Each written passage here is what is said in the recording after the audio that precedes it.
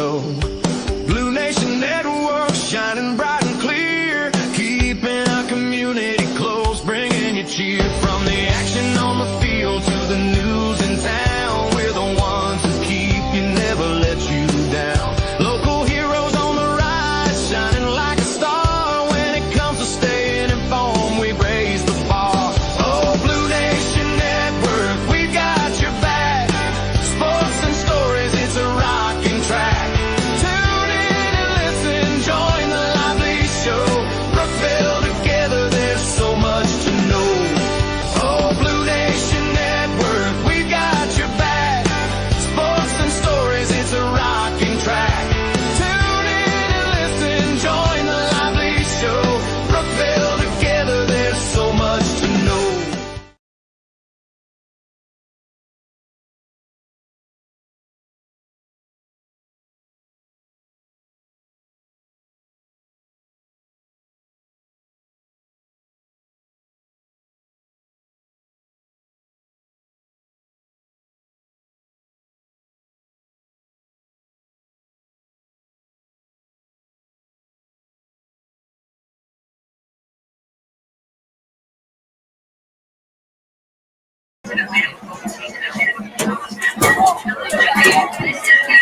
Hello, everybody. Welcome to Brookville Area High School. It's time for the 2025 edition of Brookville Raider football, live from the Wigwam tonight. The Raiders will be taking on the Keystone Panthers in the 7 p.m. kickoff. I'm here with Chad Reaver and Coach Scott Park. We're going to be bringing all the action here tonight. But first, let's get a little pregame here. Chad's going to go over what we can expect from this Raider team with their second-year head coach Billy Morrison. Chad, what are some things we should be looking out for? No queuing is back in Saturday now. No queuing is back in Thanks for more input here.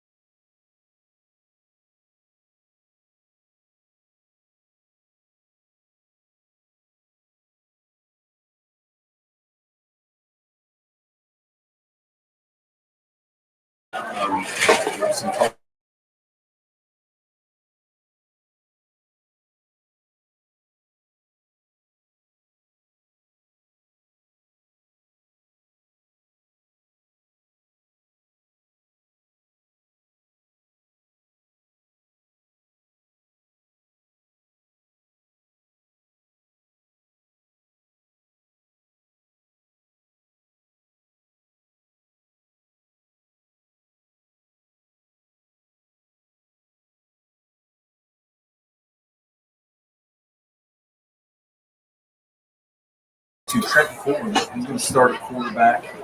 In the backfield, Parker Calvin, Aiden Freeman, Sammy Crew, Dante Moore, Blake Porter will be on the wideouts. Your line will consist of, now this is going to be a little makeshift tonight because we've got some bodies moving around due to injury and starting five is college. Brady Eberts and Bobby Pat. On defense, you're going to see Zach Phillips at end, Chase Nimmo at nose. Jason, as we know from baseball, athletic kid, just he can do about anything you ask him to do. There's no doubt about that. And you made a good point when you were having a coach's corner there. It's, I don't know if it's by design or by default, but we've had a consistent amount of years now where as on football team, a chance to win a $100 bill and pick out the nose tackle. I can guarantee you're going to keep your money. Going back to when Coach Park was coaching, and he Cole was a nose tackle back then, and Cole came home that night and said he was a new nose tackle. I just looked at him and said, "What are you talking about? You're about 160 pounds." And but he did a good job there. And through the years, they've used those smaller guys, and they've helped them. Now I have them now. Which shows size. GR will follow via PM. Dante Memorial would be Sam, Aaron Turner in the middle, and Blake Porter would play the Will. Hayden Freeman at one corner, Isaac Burns at the other, and your back end, Sammy Krug and Parker Calgren. Now, obviously, what you hear there is a lot of redundant names. A lot of guys are going to stay on the ball once you turn it over. So, depth again, an issue, and like you pointed out during our interview with Coach Morrison, one of the issues that every small school has, especially when numbers are down, is you make one move and that creates 4 other issues. So sometimes you got to live with maybe not playing the guy that you want in the position because it opens up other issues elsewhere. The only thing, coming into this game, Ribeye, you and I talked a little bit before this, really raw with reps at the skill position, minus Freeman. Freeman lost almost an entire year last year going out week 1. Yeah. So you can take his reps off the board as well. But at quarterback, you've got Trent Colgan, who last year was 35 of 57 for 416. He had 2 TDs, and he was picked off 6 times. So he's coming in. He's obviously had the summer to look ahead and know that the job is his, or he sees him running for it. It's a little bit different than probably what things were a year ago. Then you look at the backfield, and this is what really stuck out to me, was the Raiders, who obviously are going to try and establish the run. They're going to be successful this year. They're going to have to have sustaining drives and do what they couldn't do a year ago, which you and I noted frequently, was they just didn't get paid. They were decent between the 20s, and then things would just stall out, either turnover or penalties, or both. But one of the things that sticks out to me is, from the rushing side of things, 1,929 yards, and about 1,700 of those are seniors that are not walking through those fields that graduated a year ago. So a lot of open-ended questions that I'm sure Coach Morrison would love to have the answers to, and probably won't to. Now, the one thing that they do have going for it, Chad, that we didn't have last year was we got a healthy Jack Krug and a healthy Hayden Freeman going to be on the field at the same time, which really didn't happen. I don't think it happened at all last year, to be honest with you.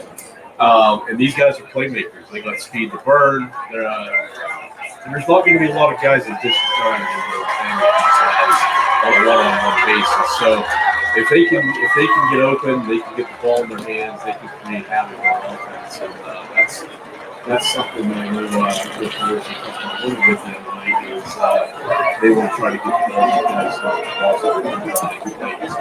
Now, the other side of the thing, let's talk about the Keystone Panthers. If there is one bright spot for them, it is their experience. They bring in a junior quarterback named Tom Rossetti. Tom accounted for about 70% of the Panther offense last year. Tom threw for 1,800 yards, 13 touchdowns to only 6 interceptions. And not only did he lead the team in passing, but he also led the team in rushing. 964. He had it, and then he did. Now you're back. Okay. Corsetti also rushed for 964 yards and 11 touchdowns. So if you're the Raiders, and I don't know, this probably isn't going to be the easiest task in the world, but they need to find a way to slow down Tom Corsetti. The offense definitely runs through him. Now, his leading receiver from last year graduated. He had over 900 yards. They do have a couple of talented, one's a sophomore, or one's a junior, one's a senior. That's Jacob Henry's the senior. He added 3 touchdowns last year, and then you have a guy named Eli Nellis who's a junior, and he had 8 touchdowns. So these guys, they're going to have to pick up some of that slack that Kessler left by graduating. They're going to have to put the ball. This Raiders defense, we're going to have a tough time throwing against them. I think the secondary is pretty strong for the Raiders with Hayden and Krug and Parker and Blake Porter. And the guy that we're familiar with, the Hazen Assassin, Dante Mori, moved down inside the linebacker, and we know what kind of plays he can make on defense. So, to me, looking at both teams, I give a little bit of an edge to Brookville in this game, strictly on the, I think, more playmakers on the defensive side of football. And if Hogan Sharp, he's complete passes and hits the ball, Krug and Freeman, I think we're sort of we can be successful tonight. And can the offensive line give us everything? I'm going to play the role of Corso here and say not so fast, my friend. And although I bleed Raider blue, my concern here is you've got guys that are not walking through that door again, like Jacob Quinn, right? Like Anson, who's hurt, and so my concern is you've got some pretty smart football IQ over on the Keystone sidelines.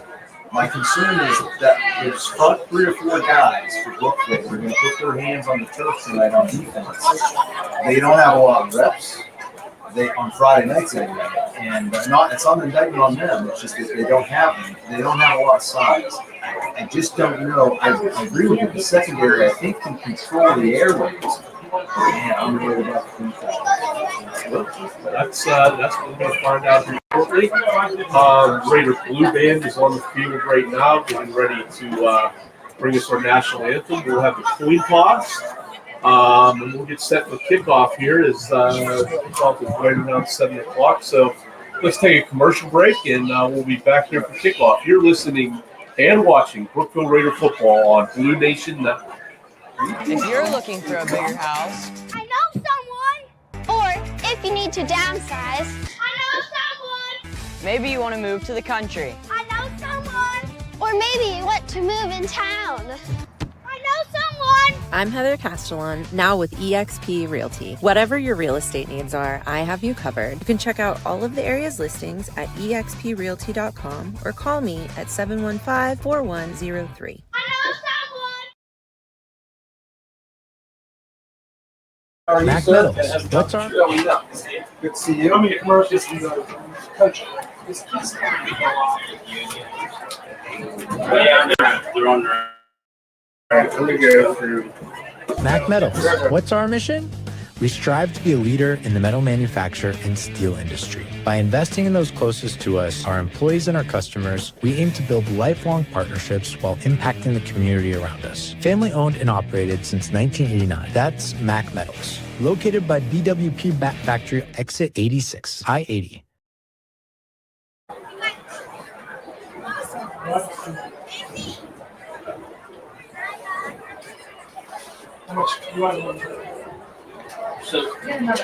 Get ready for the event of the summer. Join us for the Brookville Barbecue Bash on Saturday, August 23rd at the Jefferson County Fairgrounds. Bring the whole family for a full day of kids' activities and games, mouth-watering barbecue, ice-cold beer, live music, and show off your ride at the car cruise-in. And the best part is, it's free to attend. Don't miss out on the best barbecue in the area. Brookville Barbecue Bash on Saturday, August 23rd. Brought to you by the Brookville Area Chamber of Commerce. For more information, visit brookvillebarbecue.com. We're back. All right, guys, welcome back as we get set for kickoff here from Brookville Area High School. Give a thanks to our great sponsors here. We've got some new ones this week. Heather Castellan, Mac Metals, Chamber of Commerce, and just a reminder, Saturday at the Jefferson County Fairgrounds for the Chamber's Barbecue Bash. Come out for some great food, fun, the community spirit while supporting the Chamber, the heart of our small town. They do so much for us. Let's go up big and help make this event a sizzling success. Also, we got Devil's Barbecue, a longtime sponsor of Brookville Aerie Supply, Premier Accounting and Payroll Services, Elite Heating and AC, Fox's Pizza, the Brookville Aerie 983 Order Naples, Restorative MediSpa, Premier Counseling and Consulting, and East Main Service.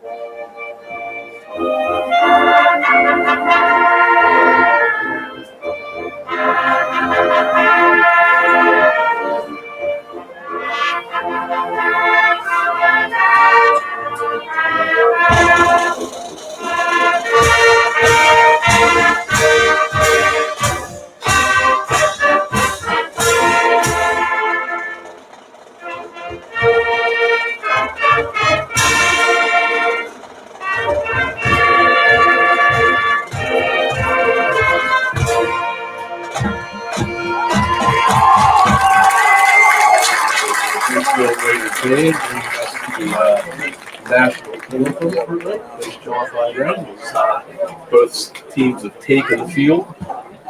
We'll get to kick off the 2025 campaign.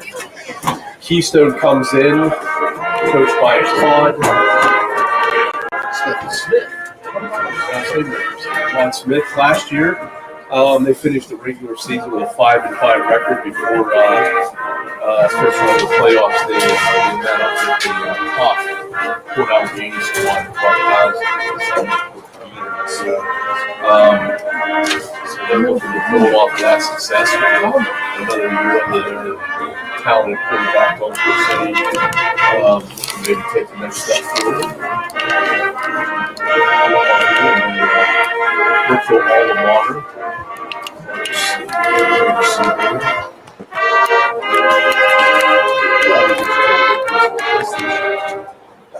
Yeah. Well, I think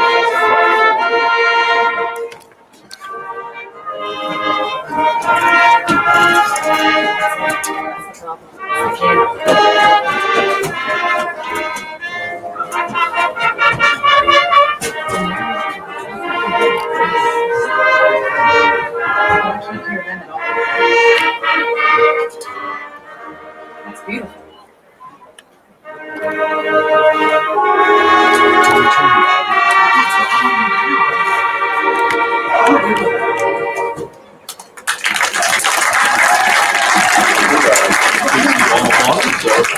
You know, the Raiders here out on the field.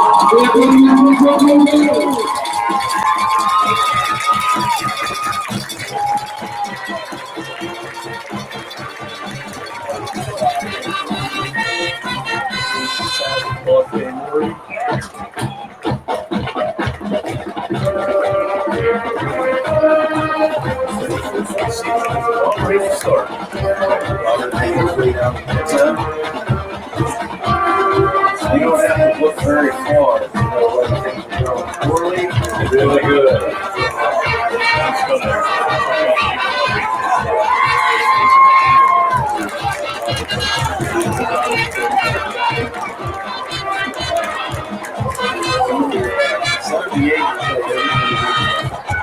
Tune in late. Just find out. I'm trying to do it for us. Later, captain, here to go out of the field for the ceremony. Really toss. Some of you may or may not know, they do the really toss during the warm ups, and then they bring the players out here in December to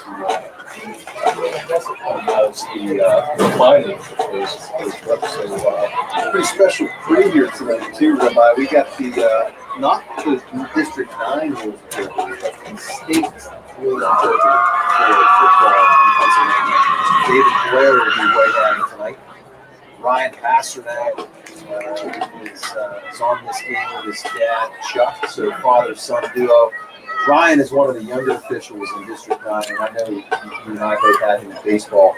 And Ryan, this isn't gaslighting him for later reference, and hopefully maybe a couple balls that are strikes that are on the black for us. But in all honesty, Ryan is a bright spot for officiating in District 9.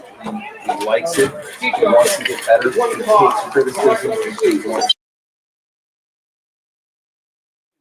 play football at the Division level. I'm not going to.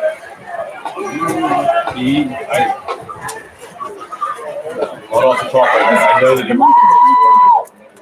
so I don't get wrong with you. Yeah, I mean, Keystone, they did win the toss and they got to receive, so Keystone will receive the ball to open up for the first half here and go back to the pass next. Of course, I went to school with Chuck. They had a great family. Chuck, Becky, and stuff like that. So, glad to have them on the field here tonight. The rest of the crew, Dr. Bill Harkins, and in starting his 59th year as an official above the farm. Yeah, 50. 59, yeah, 78, and he doesn't look a day or something. Just phenomenal shape. So, guys, correct me if I'm wrong. He's one of the captains for Brookville 64. We do not have a 64. And I'm the stats guy.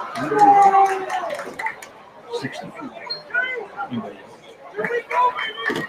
Freeman, Porter, Turner, and Morton. 42 either. Is that That might be Eberts. Chase. Oh, no, I'm sorry, Chase Nimmo. and those kicking? So Chase Nimmo with the kick, low line driver, hits about 20-yard line. That's going to be picked up there by number 3, Nellis. Nellis trying to get to the outside, and he's going to see him. He's got one guy to beat here down the sideline, and he's going to take this to the house. Whereas Keystone is going to jump out to a quick 6-0 lead as they take the opening kickoff back for a touchdown. And I'm sure that is not exactly the way the Raiders will open up the season. But they're going to get the ball in offense here shortly. Keystone brings up the kicking unit. One great spot on the kickoff, number 23, Jordan Sardi, not his hand to the end of that. So we've got number 21, this is Bryce Mount on the extra point. James Bragdon will be your holder. And number 57, that's Dylan Albertine, will be your center.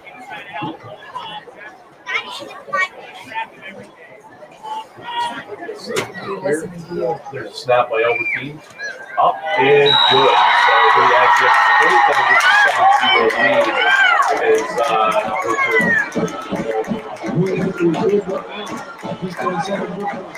Speaking of taking that to the house chat, one of our sponsors here, Heather Castellan, EXP Realty. She's experienced and ready to serve whatever your real estate needs are. She has you covered. I love that transition. It's a great transition. The only thing that can be better is if you have Heather right around the 30, she could cover some ground. But she's covering everything, and she knows something. Yes. Maybe she can know a tackle. Think we can get away with 12. Now, Blair.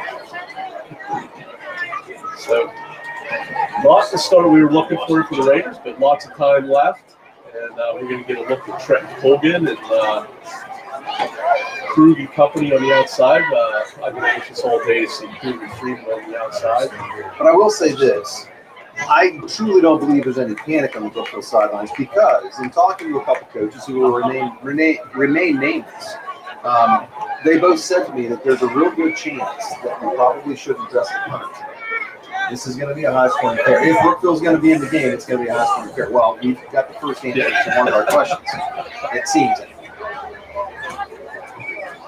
Number 15 handling the kicking duties. This is Seth slogging off. I feel like real estate in this group has become very, very pricey. Slogging off a senior, ready to kick to the 40.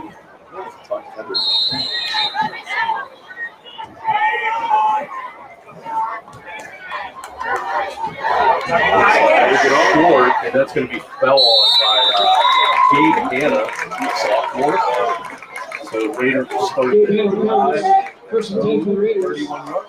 Like to see the helmet coming back from just an awful injury a year ago in the summer. Good to see him with pads on. Center for tonight, so number 53. Lahala. J.R. Hogan out of the gun. Hogan to his left. And they're going to go cover right up the middle. The lieutenant, he's going to lose about 3 on that. 28-yard line there by 4. James Rankin. Second down. So it's going to bring up the second down at 12. So Brookville trying to establish the run here early. 3. Got trips to the right. This time, Parker goes to Hogan's left. Freeman in motion. He's going to get the ball in the jet sweep. He's going to try to get to the corner. And he is going to be buried there for about. He could pick up but that tackle was made by number 1, Dolph Corsetti. Like I mentioned, the top of the show chat, we're going to get into As Corsetti goes, as goes the Keystone Panthers. Really nice athlete. No doubt that his name's going to get called a couple times. Probably have his name on so we got a big 3rd and 10 coming up. There's a snap. Hogan looking to throw. Pressure off the edge. There's a throw, and then it's going to be stiffed there by number 4, James Rankin. So that's going to bring up 4th and 10. And bring on Jacob Henry, outside linebacker, came off the edge on a blitz, and Parker Calgary kind of whipped. He was a little flat-footed in protection there. It caused Trent to evacuate the pocket probably a little bit quicker than he wanted to, and hence 3 and out for the Raiders. They'll kick it away. So it's like 8-3, the number 5 central punt. And number 2, Jacob Henry, deep receive, or Eli Nellis, deep receive for the Panthers. And low snap, Freeman gets it off, short kick, going to bounce about the 45-yard line, he's going to roll for the bounce, and he's going to be down. We got 10:27 left here in the first quarter, 7-0 lead. And you know what I had for dinner last night? Devil's barbecue. And let me tell you something. It was pretty good. I know you guys have talked about this before, but their turkey out there is incredible. Hands down the best barbecue around. Fast, flavorful, and absolutely delicious. You just can't beat it. Plus, they're set up out in the best cabins this summer, too. So if you're out in the best, stop in there, get some barbecue. Always good. Corsetti takes the handoff on the jet sweep. He's going to keep it and pull it down. He gets to the sideline, and he is going to be run down there. We're not really good number here, Chad. Corsetti first attack before Corsetti moves into Raider territory down to about the 40-yard line. Little motion there to Rankin, cause a lot of Raiders to flow the opposite way. Corsetti was wise to keep that there. Pitch out to Nellis. And there's a flag, and I believe it's going to be that was a very, very good pass. Busy watching Assassin's reaction to the he was certainly happy about the hold, and that's going to move the Panthers back. First and long. Got the corner of Dave there, doubling up on flags there. So that pushes the ball back to the Keystone 46, where we have a first down and 20. Just takes 10 minutes to get rid of the first quarter. Usually that's easier to do. Here's the jet motion again. Corsetti looking to throw. He's going to pull it down and take off. First Eddie, The original line of scrimmage, that's going to bring up a second down and 11. Good pursuit there by some of the Raider linemen on the backside of it. J.R. with Paula. second and 1. Brown living down there. I don't think he was a fan of that takedown. That would be an interesting matchup there with Keystone's left tackle, 56. I think is who his sparring partner, Brady Dunlap. He's 6', 230. Mr. Rahala might need to get a small step stool to engage him. That's a large man. Corsetti takes it. This time he's going to pull it down and keep, but he breaks one tackle, fights his way down past 35 to about the 33, 34. That's going to be good for another first down. This Corsetti is a hard runner, but Raiders have an opportunity First and 10 to 32. tackle him for a short gain, and he just Who busted that? I can't tell who that is. The numbers are really hard to read. Is it 6? I don't know if it's 6 or 10. But last Burns out there. 6 would be there's the pass this week, and Nellis across the middle. And again, Nellis breaking tackles. He fights straight out of the 15-yard line. It's another first down. Somebody to have minutes left to go in the first quarter. And Keystone knocking on the door. Because other than the holding call, they've been positive on offense yet. Yeah, Corsetti is he's such a dual threat that you can't, what do? You try and blitz him, or do you have somebody spy? I mean, I don't even know if a spy is going to work because he's that elusive. He's not afraid to run you over as much as he is run around you. Motion, and off this time they cut it up inside with Henry, and Henry just going to bury his Jacob Henry. Jacob Henry, 15-yard touchdown. Just over 8 minutes left in the first quarter. Good run there by Henry. This Panther offense is firing off cylinders.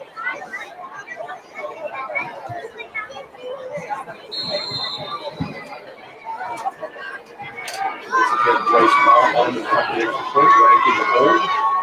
Albertine the snap. Play clock on 19. There's the snap, good one. Up, and it's going to be good. 8-1 left in the first quarter. Keystone 14.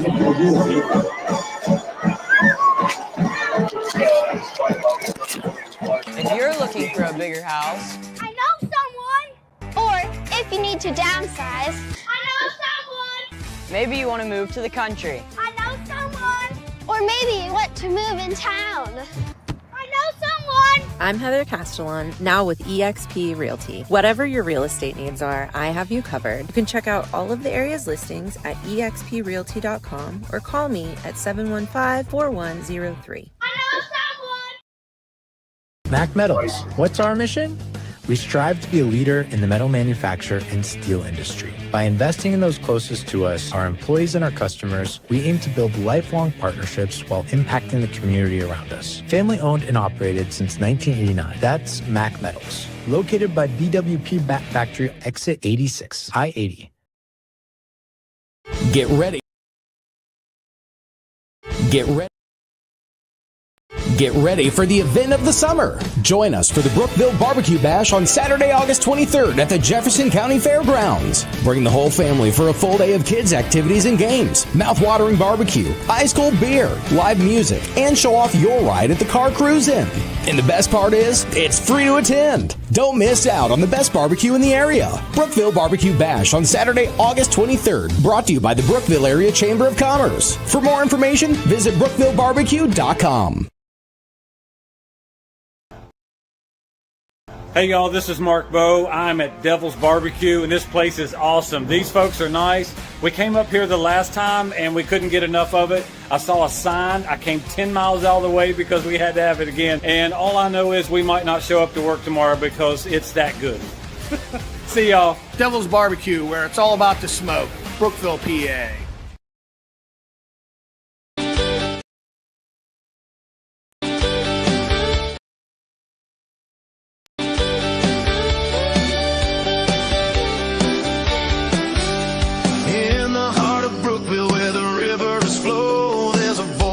call and let me tell you so.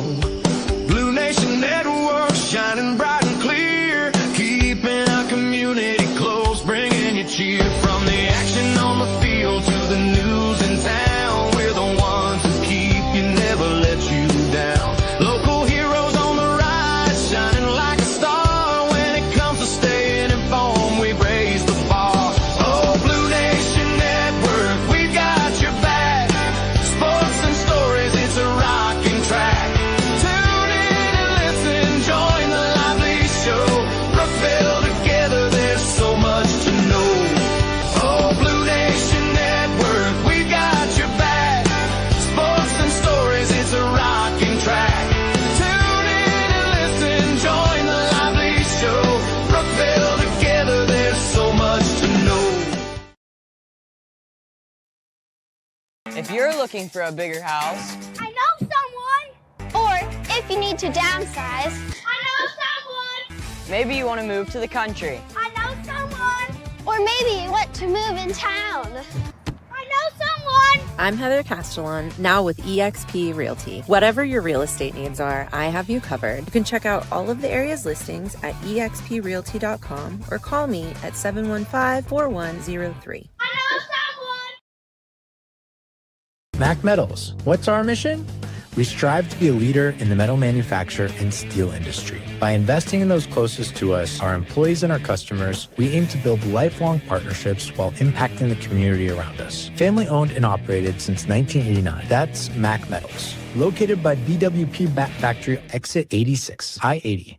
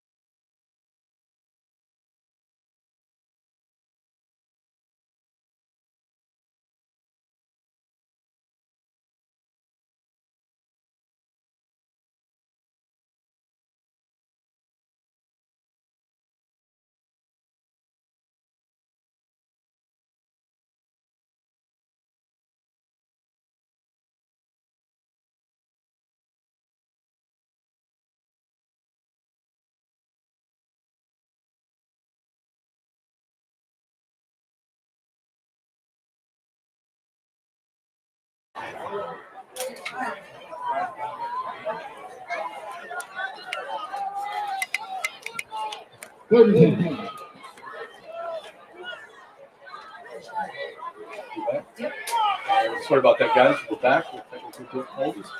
3rd and 10 is the down and distance here. Cole going to get out of the gun. Twins to each side. Here's the snap.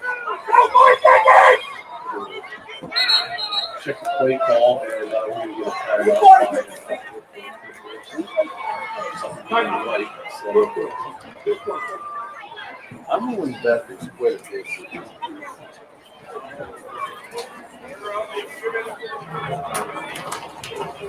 Hey, and while we got a little break here, just to remind everybody, there are sponsorship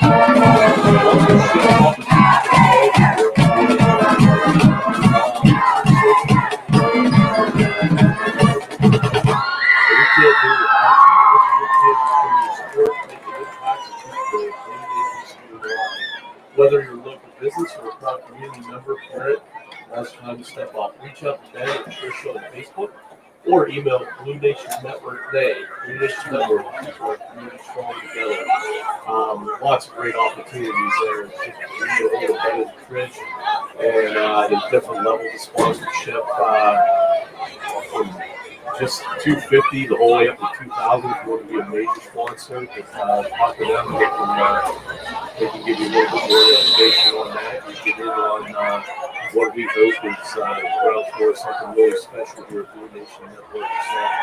So, Colgan flushed out of the pocket. He rolls good chase there by number 75. There's a throw right at the sticks, but it's a little bit low. Pass intended for he's an assassin. One team Maury. And that's going to bring up fourth down and great really close to punt and go back in the first half.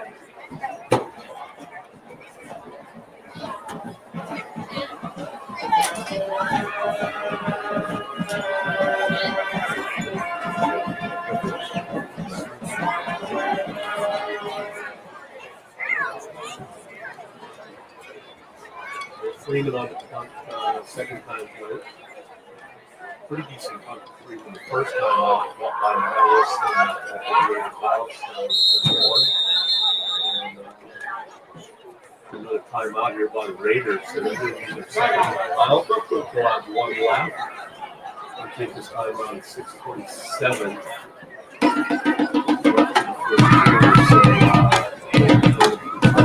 Quick.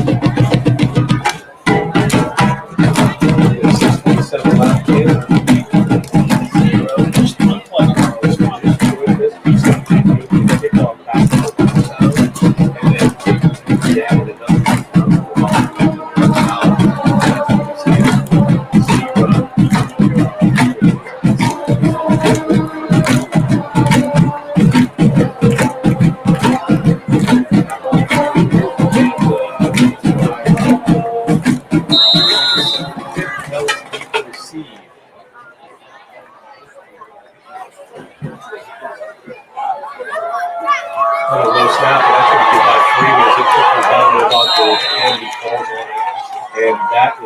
Keystone is going to take over deep in Raider territory, and it just didn't look bad to Freeman's got to realize it's really early to pick that up and get a rugby kickoff. Keystone, first and 10 at the 11. And something I was thinking about too before we change possession. I'm sure everybody at home, including nope, aside the fact that the guys wearing black helmets also know. Sure. Oh, absolutely. Corsetti and company come out. Number 22, Landon Modi, sidecar to Corsetti's left. They bring Henry in motion. They're going to hand this off to Nellis. Nellis cuts it up inside down to about the 2. And Porter, stop. Porter operates well last year. Second and 7. He spent some time on injured reserve too at the beginning of the season. Good athlete, good wrestler. Be a healthy season. Yeah, absolutely. Big part of this defense. Also a big part of the wide receiver too. Talented kid. Coaching your thing. There is number 2, Henry. He's trying to get to the outside. He's going to be brought down inside the Stop. Nice job between Maury and Freeman stringing that down. It's pretty well blocked in pylon.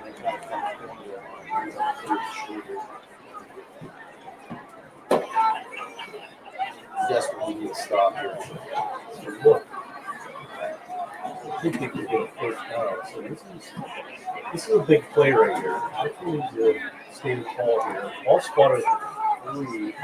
Well, I guess they can get a first down if they want the ball. So there's a touchdown pass. Complete to number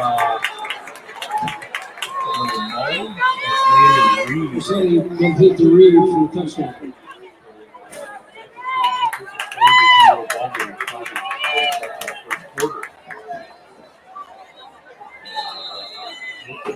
Needs to get something going here. Hurry. Right now, nothing is really going their way other than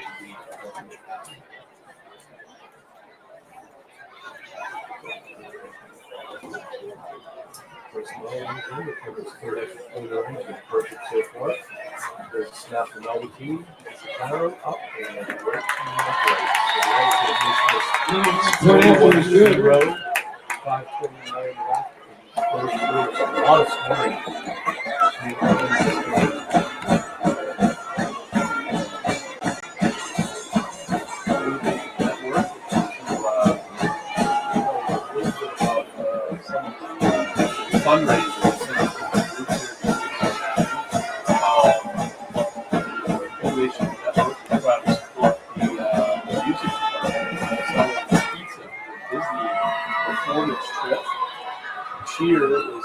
fundraising for uniforms.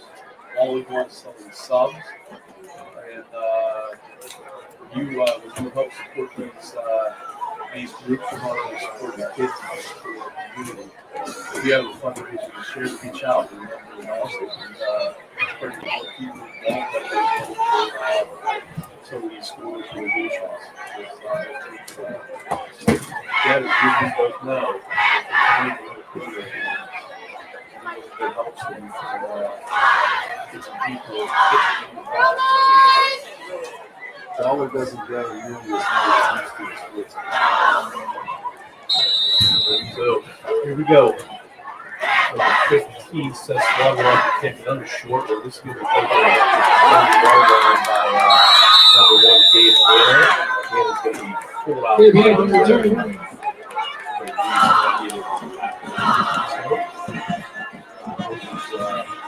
Third possession of the game. I was turning this into this is like big 11. Yeah.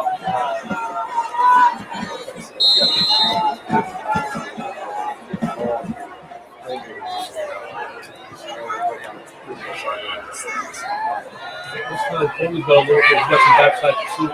Needs to get rid of it. He dumps it off there to number 8. Corey picks up about 4, so positive play. We'll take it. Yeah. Second and 6. But Colton had some time in the third pursuit on the backside. But he's a little worried though. Comes in Michael Myers. Didn't see 22 coming from behind. He was walking through the cemetery like everything was fine. It really wasn't. Oh, that's now. Colton picks it up, goes away from the guy. And he's getting rid of it, and he's not able to get the loss.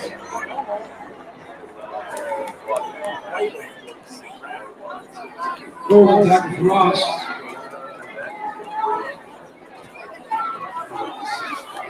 Third and 16.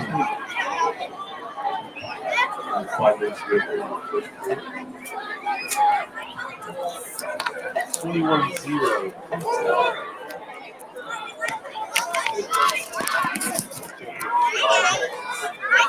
Twins getting inside. Over straight back, that was flush.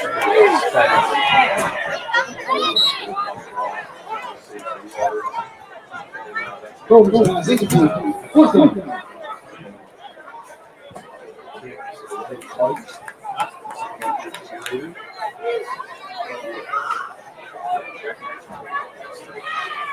Last time we punted, it was low snap. Somebody fell on, and a couple plays later, it was touchdown pass.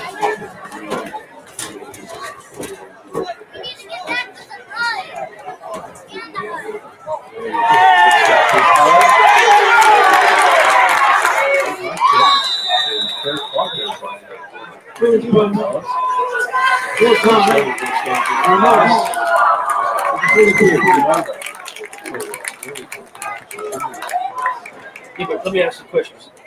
Was that the same snap as before? I don't know. Or did they actually put Palin in? Palin snap. Yeah, but the previous. I don't know if Yes. Hey, real quick, Ribeye, before we get moving here, you're talking about fundraising. Be Tough night at Brookville is the Brockway game. Friday is the last day to order your shirt for that fundraiser. And we're having a special T-shirt this year that's yellow that commemorates the two teams that are playing. A little pressure with about 3 at the sack, so he could have been a big play because Sonny plays the escape or outside. I thought Eli had Touchdown, 42. I thought Walker had him at the rights, but poor Sonny just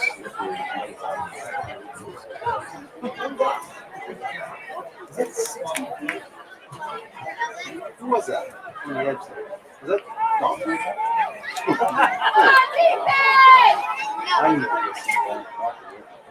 He had pressure.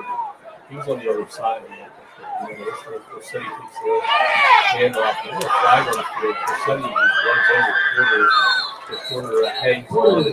Stop for City. Keeps 5 on the play. what we had in the ball. I think we were our sons.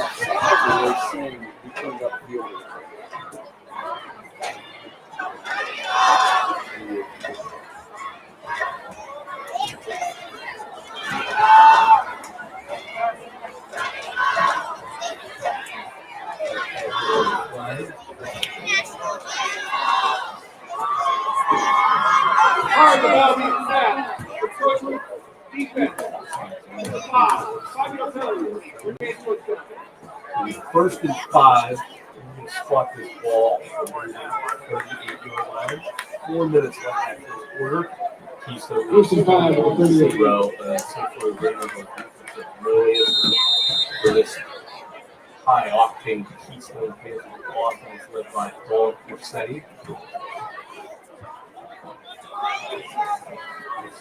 A lot of fun. They Nellis in motion across the formation. There it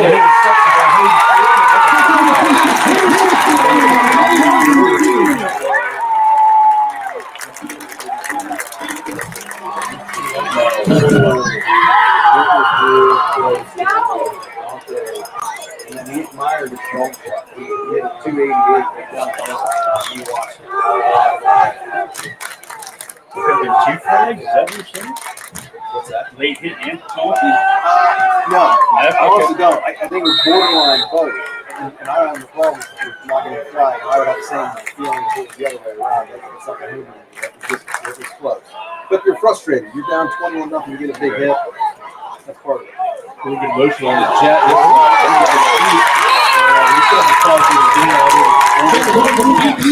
So 8-4. That'll bring second down. Second and 5. Go after the interception by 3. That's how you keep linebackers from running downhill all the time. That's 3 flash in front of your eyes. That'll slow you down.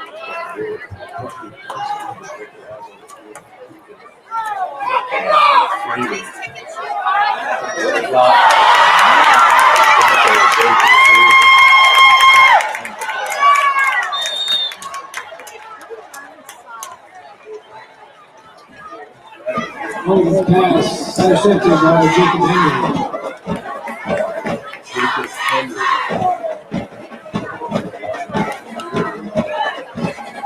Like that, Keystone back in business in your territory.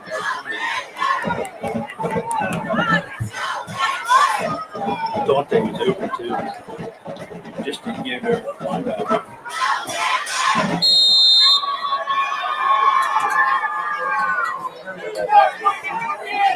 Back out. You're done.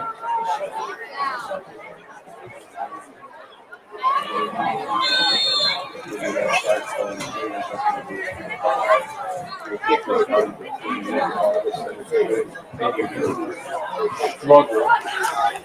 GR. First and 5 at the 30. Feels like it should be about 4 minutes left.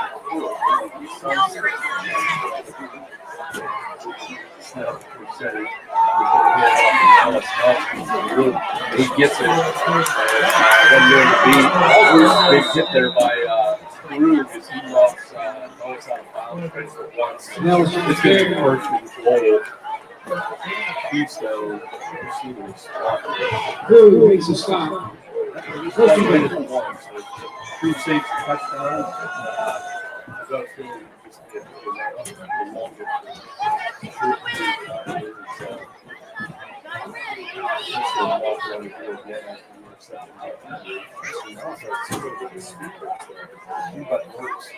I'll tell you what, they got some perfect ball.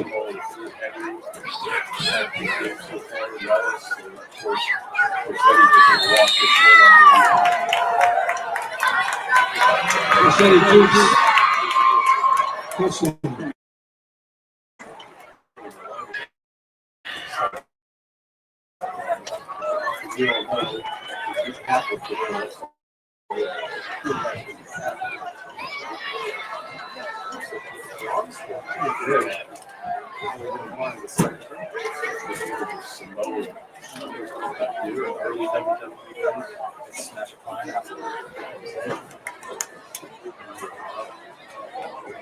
Nobody was getting scurvy if you were wrestling with smells.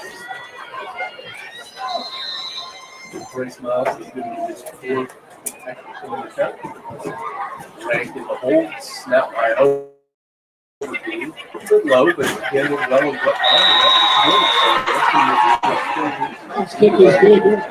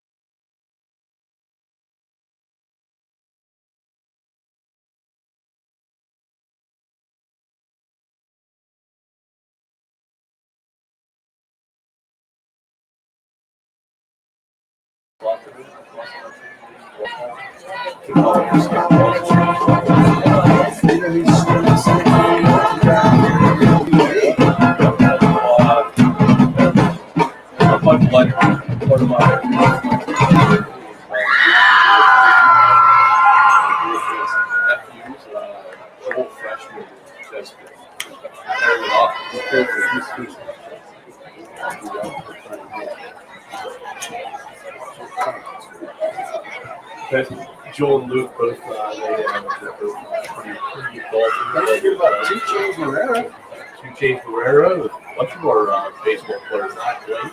Yeah, he's on that ball team. Reese Taylor, from basketball. Another baseball player on there is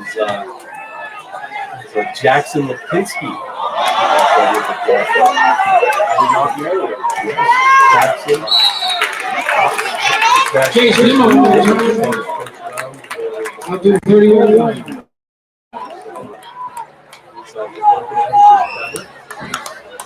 I could see him hitting a. But I'll tell you what, he's a strong kid. He is a big, strong kid, yeah. And of course, he works hard. I don't think you can be named Jack Lipinski and not be strong. Yeah, I think that's a prerequisite. That is a strong name. So here we go. First start.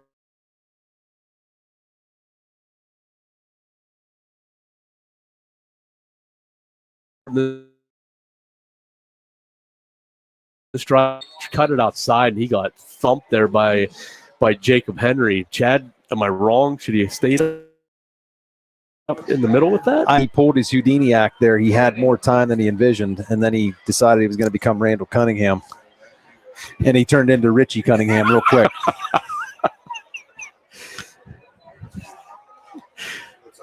Hell yeah. Colgan again out of the gun. This time, though, trips to this side, but they're tight. Crew comes in motion.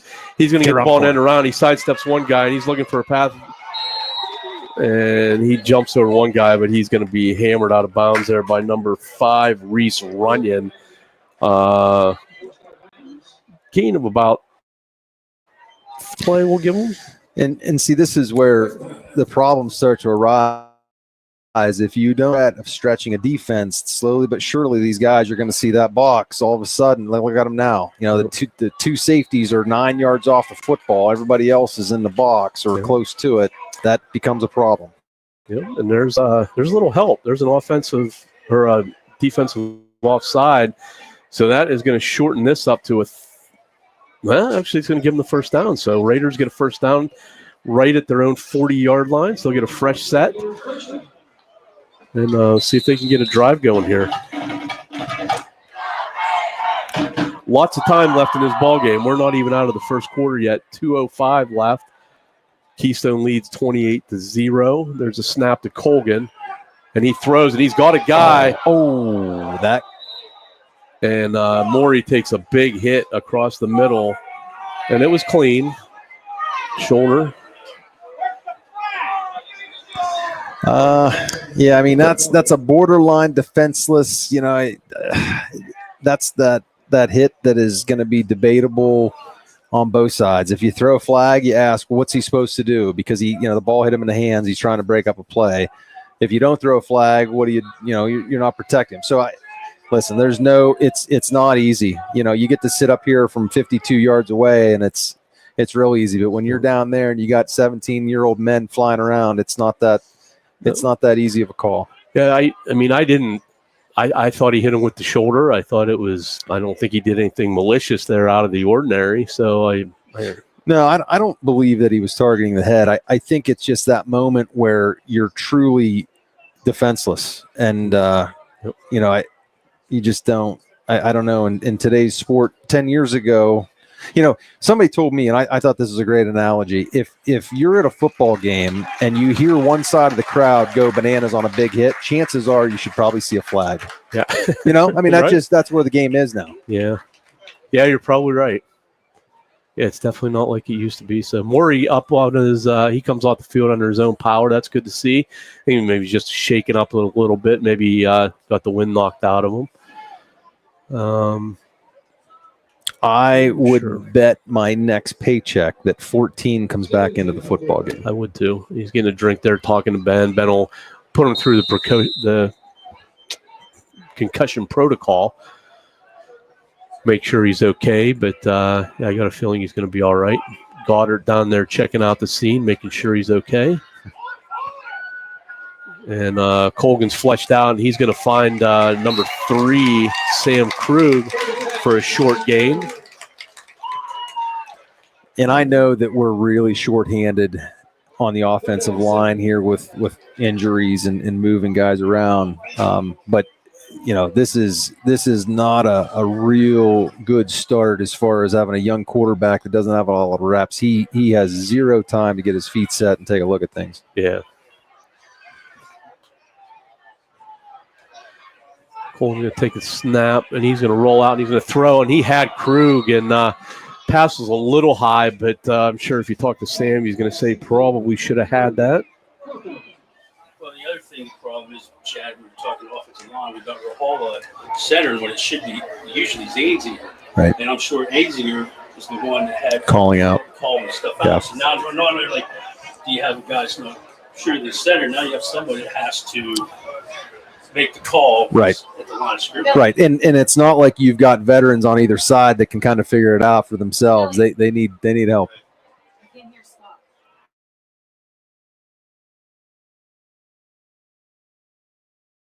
Colgan, he's going to look deep, looking for Freeman.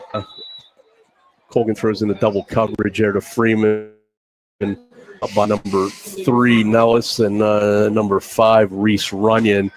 So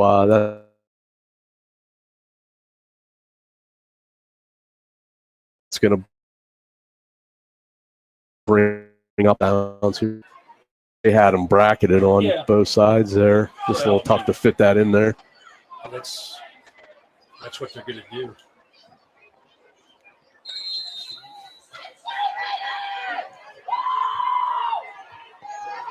So the Raider defense back out on the field. Corsetti going to take the snap from just inside the 50. Fakes the handoff to Henry. And there's a big run by Corsetti, and he is going to go all the way to the house. And that's going to make this 34-0 as time stops with 57 seconds left. And if you're just joining us, guys, it has been all Keystone in this offense. There's no doubt about that. He put his foot in the ground and 27-yard line. Everything came out of his pockets. Yeah, I'm good here. Yeah. And I think he would have done that to the vast majority of people in District 9. That was a move. So that brings up number 21, Bryce Mounts. He's on to attempt his 5th extra point of the quarter, and he's been perfect so far. And once again, bangs this through, and that is going to be 35-0 Keystone. Who's on clock? Is it Bonfordine? We're going to stay here until the end of the first quarter, and then we'll go maybe get a commercial or two in at the end of the quarter. Are you running the game clock? You're running the game clock? You're 45. Who's running the game clock?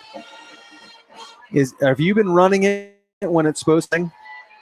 Really? That clock's right? Just making sure. What? Yes. Boy, I feel like we're in air traffic control up here, Ribeye. There is 37 people. I'm trying to. There are a lot of people. There's a lot going on up here. Like I'm gonna have to go back on my meds. This is like a national broadcast. Yeah, I have anxiety. I feel like I'm in a foxhole. Things going over my head, literally, figuratively. Shaq's barking at people. Think I'm talking to Ghost because Shaq's mic's off, so I'm answering him. People are like, "What the heck is Weaver talking to?" Jeez.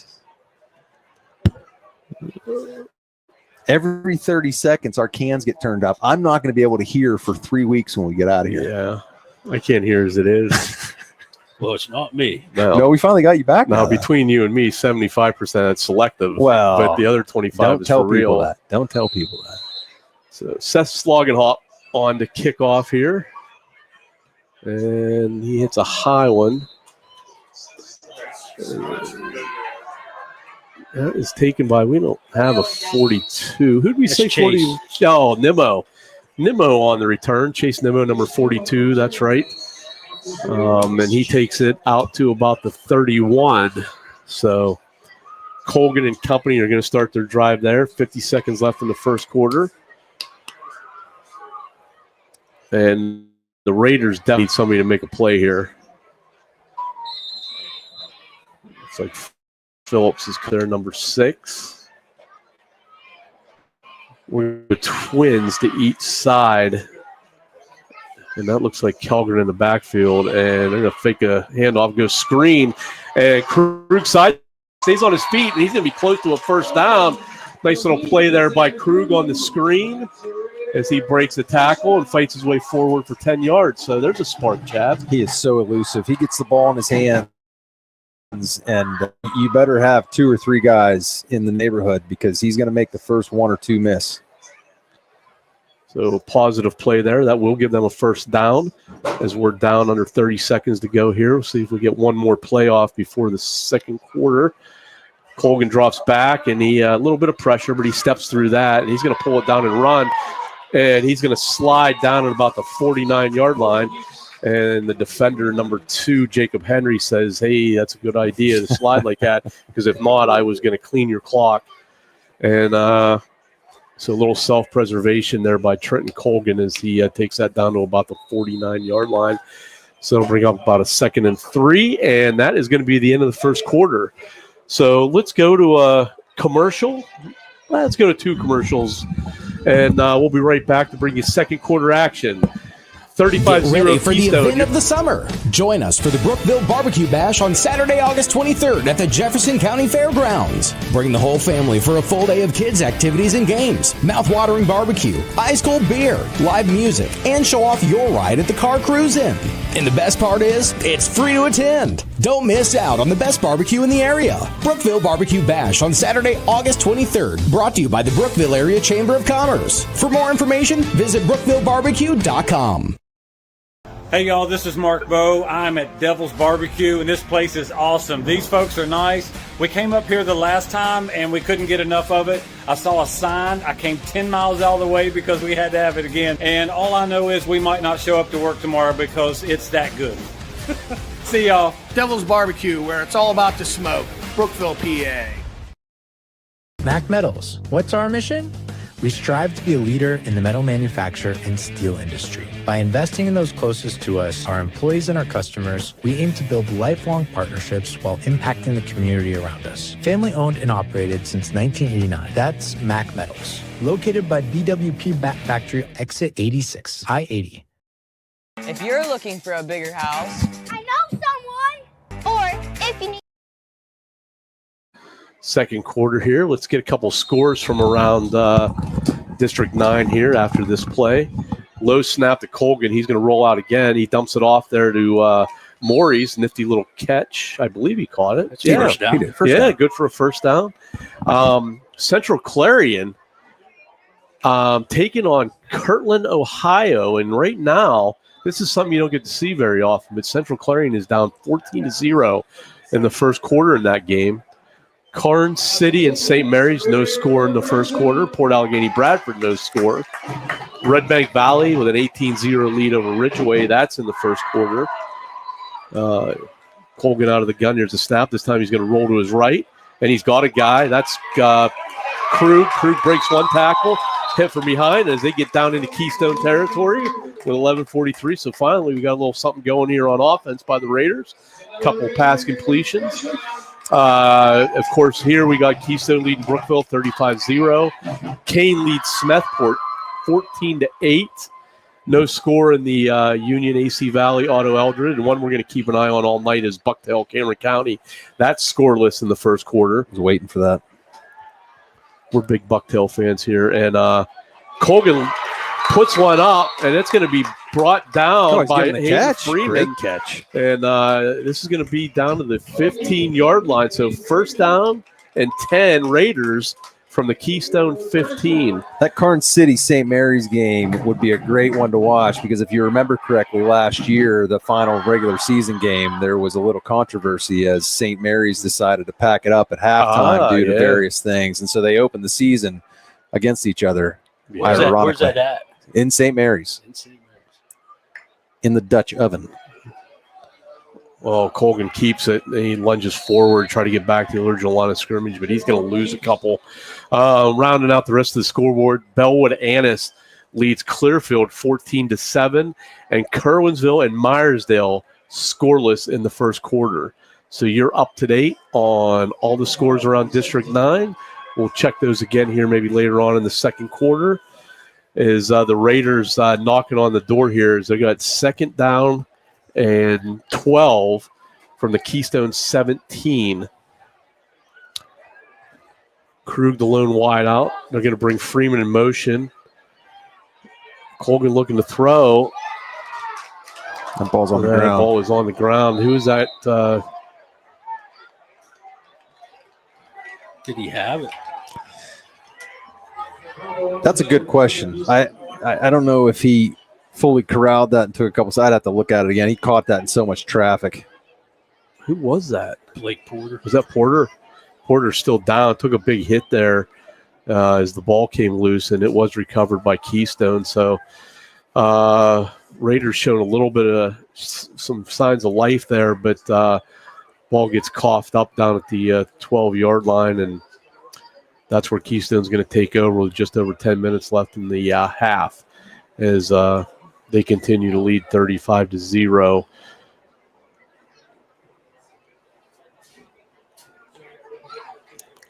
Keystone started the scoring tonight as they ran the opening kickoff back for a touchdown. Then touchdowns by Henry, Nellis, Reed, Corsetti followed that as they jumped out to a big 35-0 lead, and that's where we sit right now as they still tend to Blake Porter down here on the 13-yard line. Coach Mo coming out. And, Porter just Getting there. That's good. First quarter really sucked. Was that picture? I can't wait to get home to watch it. so they're going to help Porter up. He looks good here. And he's going to walk off under his power. He doesn't look happy, so maybe he's just banged up there a little bit. And I'm sure he's frustrated. Nobody wants to fumble the football after they make a play, but it's all part of it. Like we always say, Chad, it's not what just happened, it's what happens next. So you got to go out and correct it and move on with your life. That's all. Deep Thoughts by Rob LeBetti. By Jack Handy. So Raiders back on D here as Corsetti goes from the gun. And they're going to fake the jet, and they're going to dump that out to Spence. Spence is going to have first down yardage over the 30 down to about 32. You know, this Corsetti kid reminds me a lot of Ferguson. I'm glad you said it because I was going to say it earlier, and I thought, well, maybe that's too big. It's high praise. It's high praise. There's no doubt about it. But Ferguson was one of the best high school quarterbacks I've seen in a long time. He's got mobility. He's making all the right reads so far, and he just flicked that thing about 13 yards, and it looked like he used about like he was taking a stroll with a Sunday paper. Yep. That was the one thing I noticed in warm-ups when he was throwing passes. It was an effortless 15 yards, an effortless 20 yards, and like you said, it was just kind of a flick of the wrist, and the ball took off. There's a big, strong run there. I believe that was Henry. Was Corsetti there? Actually, that was Nellis again. All state, was it? I think it might have been on the defensive side of the ball, though. You wouldn't have to sell me real hard on that. No. I was thinking that was Eli Nellis on the carry, not Henry, as he takes it out to the 45-yard line for a first down. So Keystone approaches midfield here, just under 9 minutes left in the half. Keystone leads 35-0. Brookville was on the move, and a big hit caused a fumble. Corsetti with the handoff, but he pulls it down, and he's got room up the middle, and he's going to take this into the house. And that's going to be another Corsetti touchdown right up the gut. And that is going to make it 41-0 Keystone as we're about 8.5 minutes. And that'll bring in Bryce Mounts to attempt his 6th extra point of the half. And he's been perfect so far.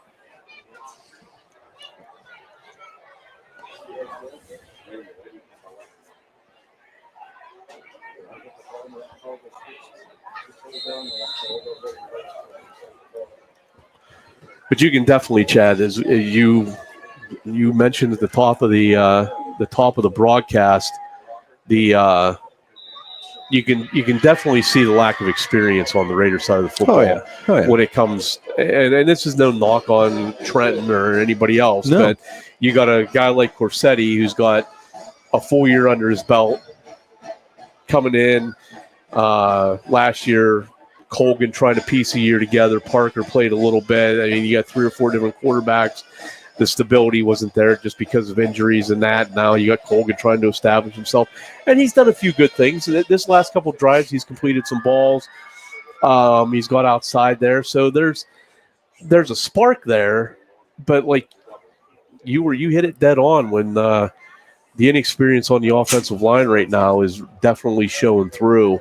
It's a problem when you line up and you really don't have a run game to pose a threat.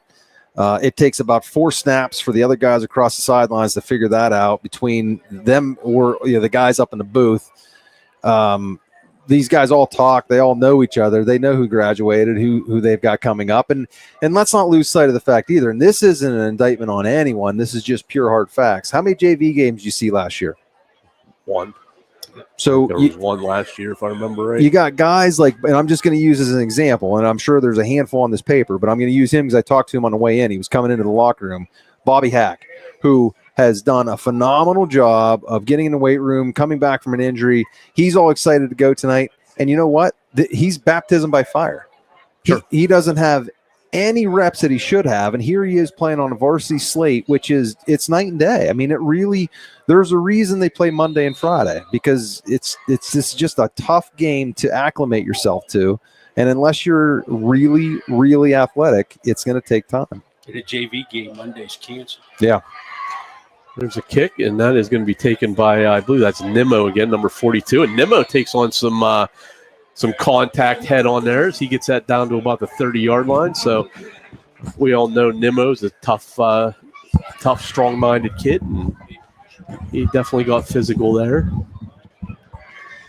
Nimmo's not going to avoid any contact. No, that's for sure. So Raiders showed some glimpses of improvement on that last drive. Just a big hit separated the ball from Porter. You're going to have Morey and Krug down here at the bottom of your screen. Freeman, and I don't know if Porter came back in. Looks like maybe he did. Was Colgan's arm hit there? I don't know. I couldn't see. We're going to say it is. I think he got his arm bumped by somebody coming by when he tried to throw that. So they're going to call it an incomplete pass. It's going to ring up 2nd down and 10. Yeah, Porter is back in the game, number 8. So that's good to see. 10's at running back. Isaac Burns.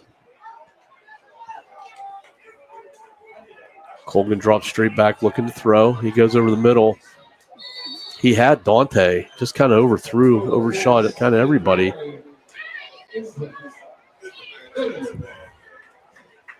Third down and 10.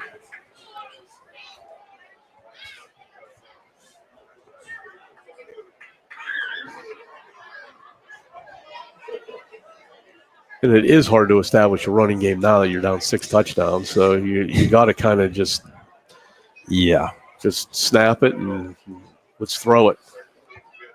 So is Parker, is he in the game still? He's not. If that's Burns, so they do screen this out, and he got a block here. He can get to the outside, and that's going to be it. Nobody's going to catch Krug. Well, I shouldn't say that.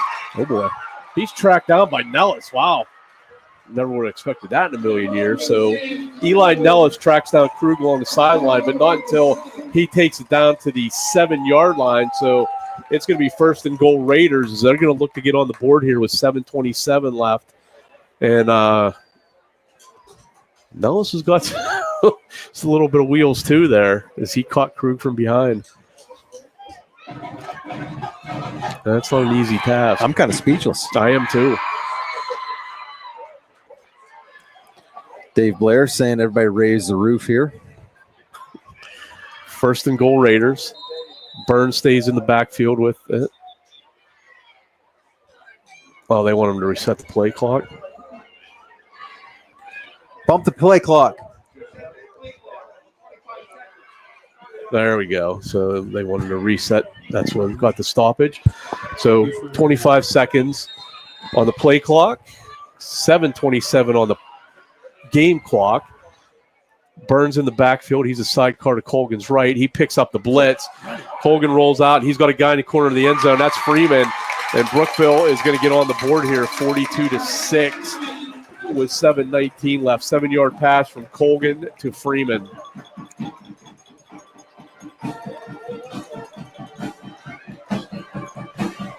So you're saying we got a chance?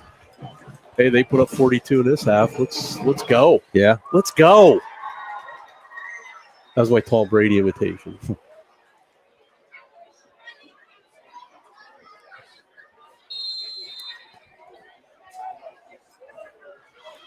This is Jaden Morris to attempt the extra point, and there is some leg right there. And that's he must have pushed it to the right, but boy, a lot of leg, no doubt. Morris, I believe, is one of the co-ops from Abraxas. We'll talk as the season goes on. I'm sure we'll get more into that. We talked a little bit about that on Coach's Corner. If you haven't seen that, that's on Blue Nation Network on the on our YouTube page. So be sure to check that out. Over 1 million hits so far. Yep. We'll each week, usually around Wednesday or so, we'll try to get with Coach Morrison, talk about the previous week's game, maybe preview the game ahead, and just kind of get some insights on what the team has on the horizon, and get some thoughts from Billy. And it's always a good time sitting down talking to Coach Morrison. So Raiders down 42-6, but the last couple of drives on offense have been better. So hopefully this is going to kickstart some things moving forward. Raiders are going to travel to Karnes City next week for week 2.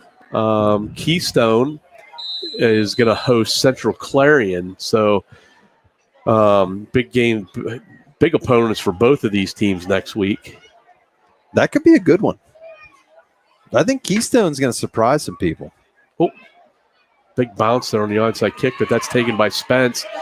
Spence is going to try to get to the outside, but he's going to be brought down there in the middle of the field.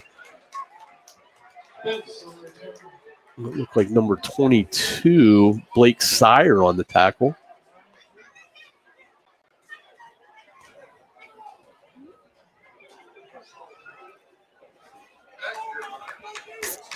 7:13 to go here. So Brookville looking to get a stop and get the ball back. Maybe get a few more points on the board before the intermission. Brookville comes out in a 4-4.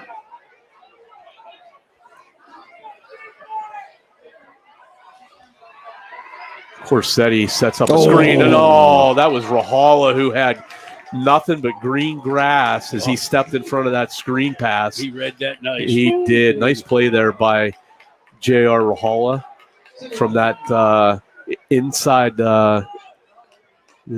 D lineman, and he just read that well. Or is he out of DN? I think he's DN. He's DN. Okay. We would have taken that. Sure. Maybe that's what it's going to take, too. They need a turnover, some kind of big play to, I don't know, try to get back into this. And that would have been huge. Huge. Beat me to it. Corsetti with the pitch out. Looks like Jamal Hallway, 82 Sooners. Can't be. I can see the other sideline.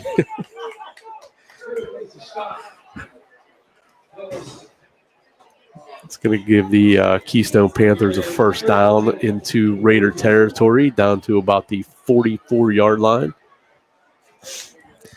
Late arriving crowd at Chavez Ravine. The laid-back football atmosphere here in Brookville.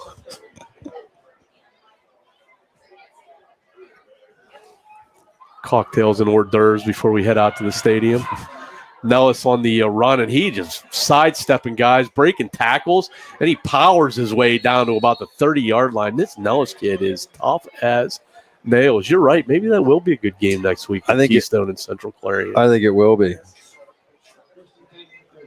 So another big run there by Nellis, who continues to have a big night, as well as everybody on the offensive side of the ball for Keystone.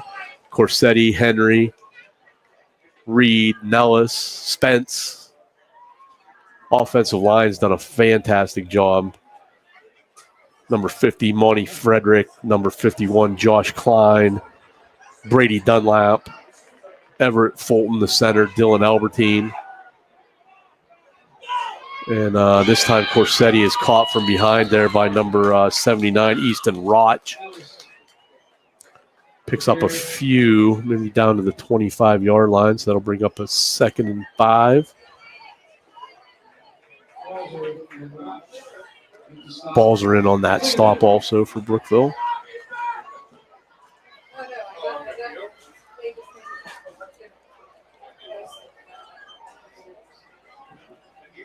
"16 seconds left on the play clock," and it looks like Keystone's kind of milking it a little bit more than they were here at the beginning of the game.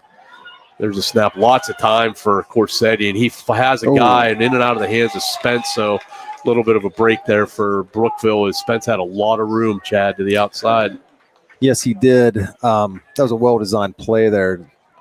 Both wides took the defense into the end zone there, and Spence kind of snuck out of the backfield unnoticed. Or maybe did he come from the tight end spot? Where did he come from? He comes from like an H-back, like a Frank Wycheck. Yeah, old Wycheck. He's been setting up there all night, kind of sneaking out into those flats and stuff like that. He's got a couple balls out of there. Like an 8-point at dusk. Well, now this time they got him set up at he's like tight end that time. Corsetti takes the ball, gets to the outside, and he is going to pounce in for his third touchdown of the night. He just looks different. He doesn't. It's hard to explain how he makes it look effortless. It doesn't look like he's really straining to go around people or run away from people. It's just fluid. Yeah, it certainly is. It's kind of nice to watch, actually. I hate to say that. Of course, I'm a big Raider fan. That's questionable now. Ranking the hold. You want me to see if one of the 700 people that came from Keystone have an extra shirt or something? And there's a break for the Raiders as Mount misses his first extra point of the night. So that'll keep the score at 48-6 as we got about 4:51 here left in the half. Mac Metals, another one of our great sponsors. Their mission is to be a leading metal manufacturer in the steel industry by investing in those closest employees and customers. They aim to build lifelong partnerships while impacting the community. We're thankful they are part of our community. And one of their employees is near and dear to the Blue Nation Network. One William Blake is a Mac Metals employee.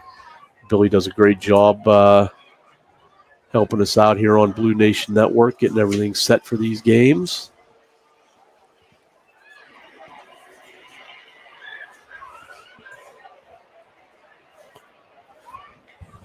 Again, be tough night.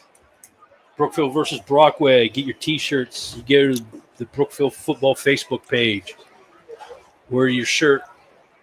Help support the Be Tough Foundation. Yep. Just a great foundation to support, and big community backing, as well as the school's backing. They are now District 9 wide. Shoes and everything, District 9 wide. So. Wow, that's awesome.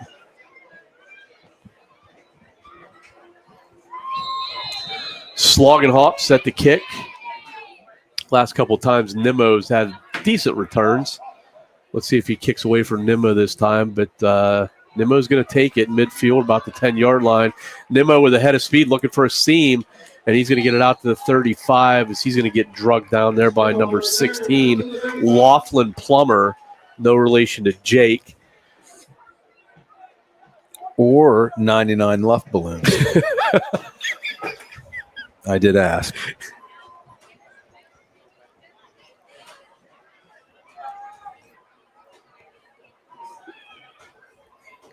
Brookville back on offense. They go twins formation. We got Parker back in the backfield. I can't see a number from here. I do believe. Looks like Parker. Colgan takes the snap. Ooh. And they're going to go home run ball here looking for Porter. Porter trying to get position, but good coverage there by number 9 for Keystone. That is Landon Reed, who caught a touchdown pass earlier. Porter tried to get back to the ball, but got sealed off there a little bit. Good defensive play by Reed. 2nd and 10. Clock will stop at 4:37. Keystone leads 48-6. And it's been Keystone from the jump, literally. And there's Parker Calgren with a head of steam. This is probably going to come back on a hold, but nice run there by Kelly. Yes, he did. They might have went high-low.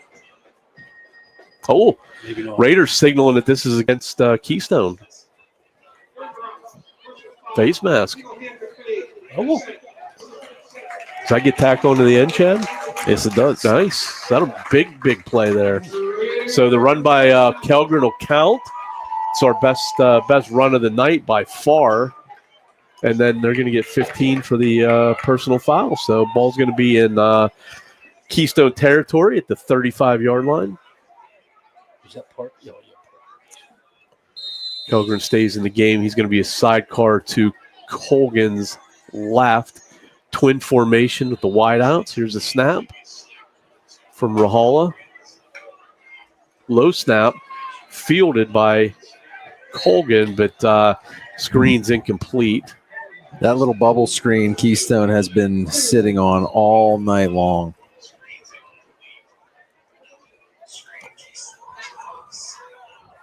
$4:13 left here before half. Do we have a plan for halftime? I know we're... Well, I think we'll probably show. I don't know if we're going to show the whole band. Did we decide we're doing the whole band tonight, Shaq? I think that's what the other camera outside's for. Okay. Second on a separate feed? Oh, okay. All right. Ball down to Kelgren. There's a horse that collar. should be a horse collar. Yeah, and that's for sure. another personal foul. And Kelgren gets up a little bit gingerly holding his chest. But I think he's okay. Burns is going to check in here and give Kelgren a blow. That was straight back. Yeah, it was. And flat. Ooh. couple decent runs there, but that horse caller, you hate to see that. That's ever so dangerous. And that's going to push the ball down to the 15-yard line with 4:05 left in the half. Brookville trying to get on the board here again. Cut into this Keystone lead.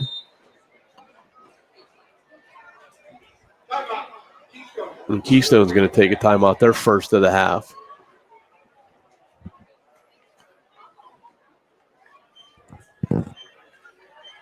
So if you're listening at home, we'll take a little break here during halftime, get a couple sips of water, and then we'll be back and we'll look at some scores around District 9. We'll talk about the first half, get you set for second half action. Brookville will get the ball to open up the second half. And if you choose to, you can check out the Raider Marching Band as they'll perform at halftime. And I believe Keystone's band is going to perform also, so you'll be able to check that out here on Blue Nation Network. We're happy to be able to bring you Raider football. And we'll be bringing you more stuff down the road. I'm sure that there'll be some basketball and some wrestling and maybe some volleyball. Who knows? But I hope you're enjoying the broadcast so far.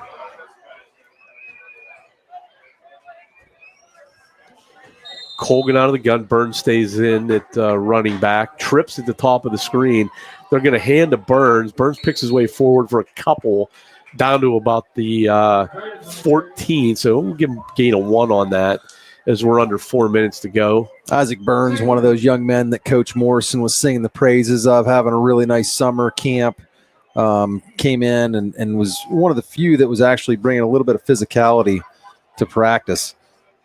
Those moments have been few and far between as we listened to Let's Get Physical by Olivia Newton-John for 3.5 hours one night. I was here. I saw it. I heard it. There's a snap to Colgan. Again, he's looking at Burns up the middle, but he's going to hold on to that, and he dumps it off to Freeman. Freeman's going to have his second touchdown of the night. Good play design there by the Raiders as they're going to make this a 48-12 football game with just over 3 minutes to go. But there's another case you're talking about, Chad. Burns learning by fire. Yes. You know, he was a freshman last year, 0 reps, right? Just pure instinct there. They calling us back? Was he past the line of scrimmage when he threw it? Illegal man. So that was a designed run, and I think there was a play breakdown where he thought he could keep, and that wasn't part of it. So he had 4 linemen downfield. So after the penalty, that pushes the ball back to the 19-yard line. 2nd and 14. Burns stays in. Bunch formation to the right of the formation. Here comes Krug in motion, and they fake the handoff to him. Colgan pounds his way forward down inside the right down to about the 15-yard line. I couldn't figure out. Gain of about 4. I couldn't figure out after we scored why Coach Nosker and Coach Smith reminded me for a moment when the Mega Powers broke up, when Hogan and Savage had enough of each other, Yeah. And then I saw the ball coming back out in the flag, and I thought, oh, now I know why. There wasn't a lot of celebrating going on either. No. It was, wasn't a lot of celebrating the night the Mega Powers broke up either. No, not at all. They hand to Burns here. He tries to find a hole, but nothing doing as he's brought down. He's going to lose a couple on that back to the 16. And that's going to bring up 4th down and under 2:30 here before half. Raiders need something big here. Low snap. Colgan picks it up. Lots of time over the middle. Oh. And just a little bit wide there. Pass was intended for that was number 14, the Hazen Assassin, Dante Morey. So with just over 2 minutes left, Keystone's going to take over on downs. at their own 15-yard line.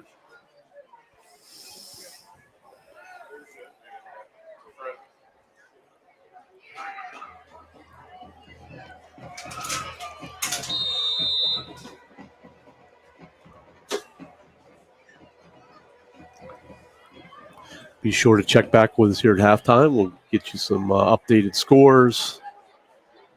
Me and Chad will dissect the first half and get you ready for second half action. There's a handoff. Good defensive play by the Raiders. They're gonna make a stop here for a loss. I think Aaron Turner was in on that tackle. Is he 64?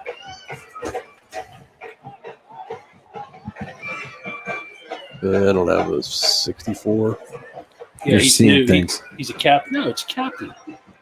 Yeah. They moved him. That's right. to He offensive did line. tell us that. Yeah, he did. I forgot all about it. Sorry, Shaq. You don't have to get so angry. No, but I thought that's what you I told me know. at the beginning I mean, of the game. It was like, wait a second. Put your weapon down. I'm scared. No, please don't stab anyone. 2nd and 12. Corsetti keeps. Oh, boy. And he's trying to bust him up the middle. He is going to get drugged down there. He'll have first down yardage out to about the 40-yard line. Clock will stop for a second while they set the chains. 1st and 10 is Keystone can score from about anywhere, so there's plenty of time. They are going to be a problem in District 9 between Corsetti and Nellis, and I'm sure because of due to the score, the playbook has been dumbed down considerably to keep things off film. Absolutely. I think they're going to be someone to be reckoned with. Yep. 2 wideouts to each side. Corsetti looking to throw. Goes over the middle. Oh, in and out of the hands. That was intended for number 2, Jacob Henry. That'll stop the clock with 48 seconds. It'll bring up 2nd down and 10. Here's the other thing. If you go back and watch this film, I think Corsetti should probably be 8 of 9. He's had very little help from his receivers. I agree. Yeah, you're right, Chad. The only ill-advised pass he's made is the one that Rahala had in his breadbasket. Yep. And that wasn't even his fault. No. I think the guy, Spence, cut up the field instead of staying up. back. Yeah, exactly. Freeman's interception. I forget what play that was. Thanks for bringing that up. No, I was just trying to think. I'm just kidding. I was thinking I forgot about it. I think it was a screen. It seemed or like that something. happened Tuesday. Yeah. Oh, right Nice on ball. the money. Right to Nellis across the middle. That'll be a first down into Raider territory. Someone's hurt. And what a throw and catch by the Panthers. And we have 39 seconds. We have another Raider down here. So far, we've been Oh, no. Who is that? pretty lucky. Tell me that's not number 3. Is that Sammy? I don't think. Isn't this Sammy? No, that's Calgary.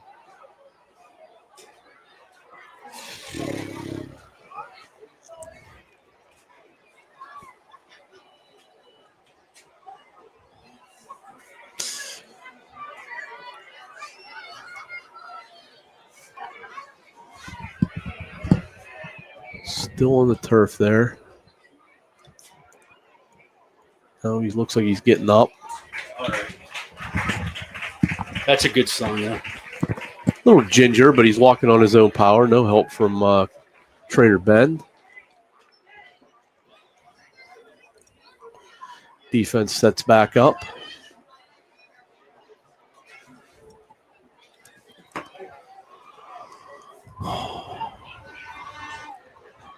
Looks like they're bringing in Kellgren. It's going to take Krug's spot back here at safety. Gabe Hannah's in there now. Where's Gabe? Outside linebacker. Isn't he number 1? Yeah. Corsetti, pressure up the middle. That sets up the screen, and Rahala with almost his 2nd pick of the night. Holy smokes. Rahala should have 2 touchdowns tonight.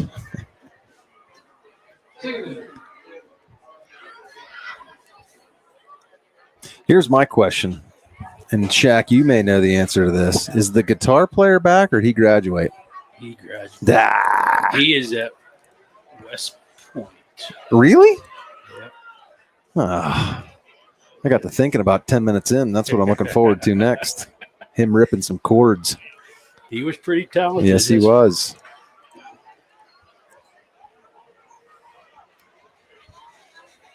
Here's the snap to Corsetti. Drops straight back, looking to throw. A little pressure from Rahal. They flush him out of the pocket. You can't do that.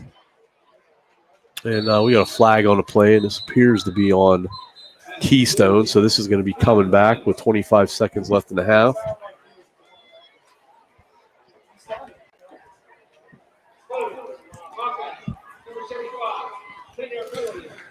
$25.2, 48-6, and they're chucking the ball. That's interesting take there. Hey, it's a good way to get somebody hurt. Yeah, good way to make a reputation for yourself, too. Well, yeah.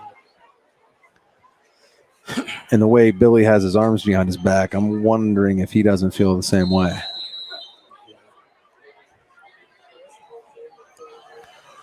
That's why I want to be on the sidelines. I'd like to go right behind him in the handshake line. 15 seconds. They hand off here to Henry, and he's going to be driven back. That's probably going to be it for the half. So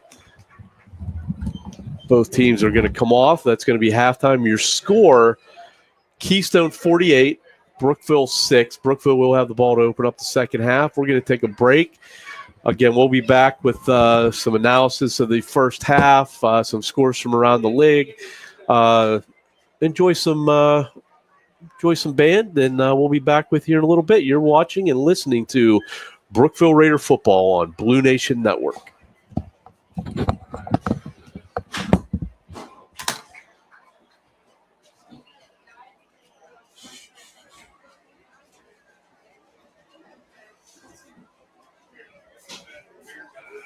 Thanks, guys. You're the best. It was a little rough first quarter. It just wasn't picking up the. Oh, we hung in there. The mixer, so that was the issue. Is this one of the cameras that you gave? Yes. Yeah. More so. So, is there a better stand that you don't have to rig, or is it the? Oh no, this is Billy's stand. So They might not. This Billy and that Billy, two different Billies, but there might be a better way. We can definitely look into that. Yeah. Well, instead of you guys, you guys were straining all over the place to get it rolling. Hello, Laura. Is that what it was? The tape covered the microphone, or did you find a way to It was the USB. It wasn't proper over here, so it wasn't picking up the mixer, so it wasn't picking up you guys. It was just going off of this, so it was terrible. Okay. So as soon as we got the USB Hey, Billy. here, Billy, mute those mics. Lori just called. We can hear everything they're saying.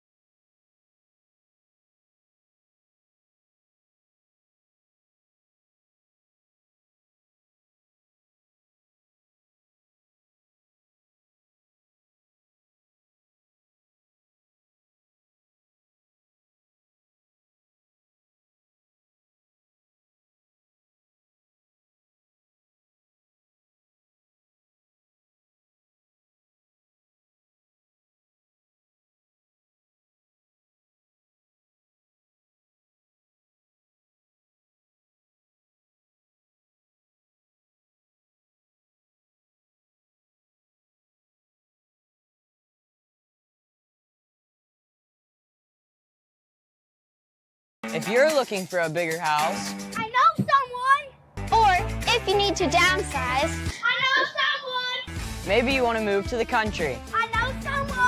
Or maybe you want to move in town. I know someone. I'm Heather Castellan, now with eXp Realty. Whatever your real estate needs are, I have you covered. You can check out all of the area's listings at exprealty.com or call me at 715-4103. I know someone.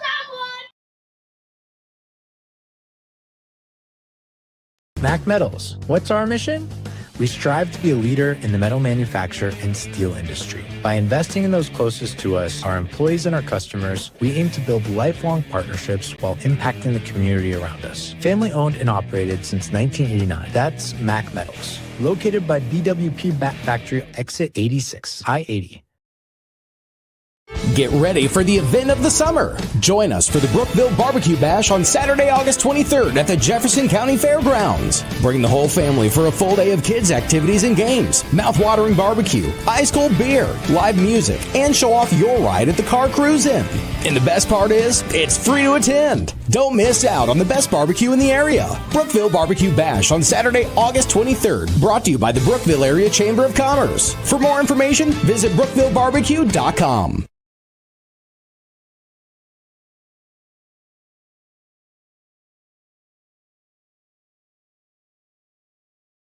Hey y'all, this is Mark Bowe. I'm at Devil's Barbecue and this place is awesome. These folks are nice. We came up here the last time and we couldn't get enough of it. I saw a sign. I came 10 miles out of the way because we had to have it again. And all I know is we might not show up to work tomorrow because it's that good. See y'all. Devil's Barbecue, where it's all about the smoke. Brookville, PA. Get ready for the event of the summer. Join us for the Brookville Barbecue Bash on Saturday, August 23rd at the Jefferson County Fairgrounds. Bring the whole family for a full day of kids' activities and games, mouth-watering barbecue, ice-cold beer, live music, and show off your ride at the car cruise-in. And the best part is, it's free to attend. Don't miss out on the best barbecue in the area. Brookville Barbecue Bash on Saturday, August 23rd, brought to you by the Brookville Area Chamber of Commerce. For more information, visit brookvillebarbecue.com.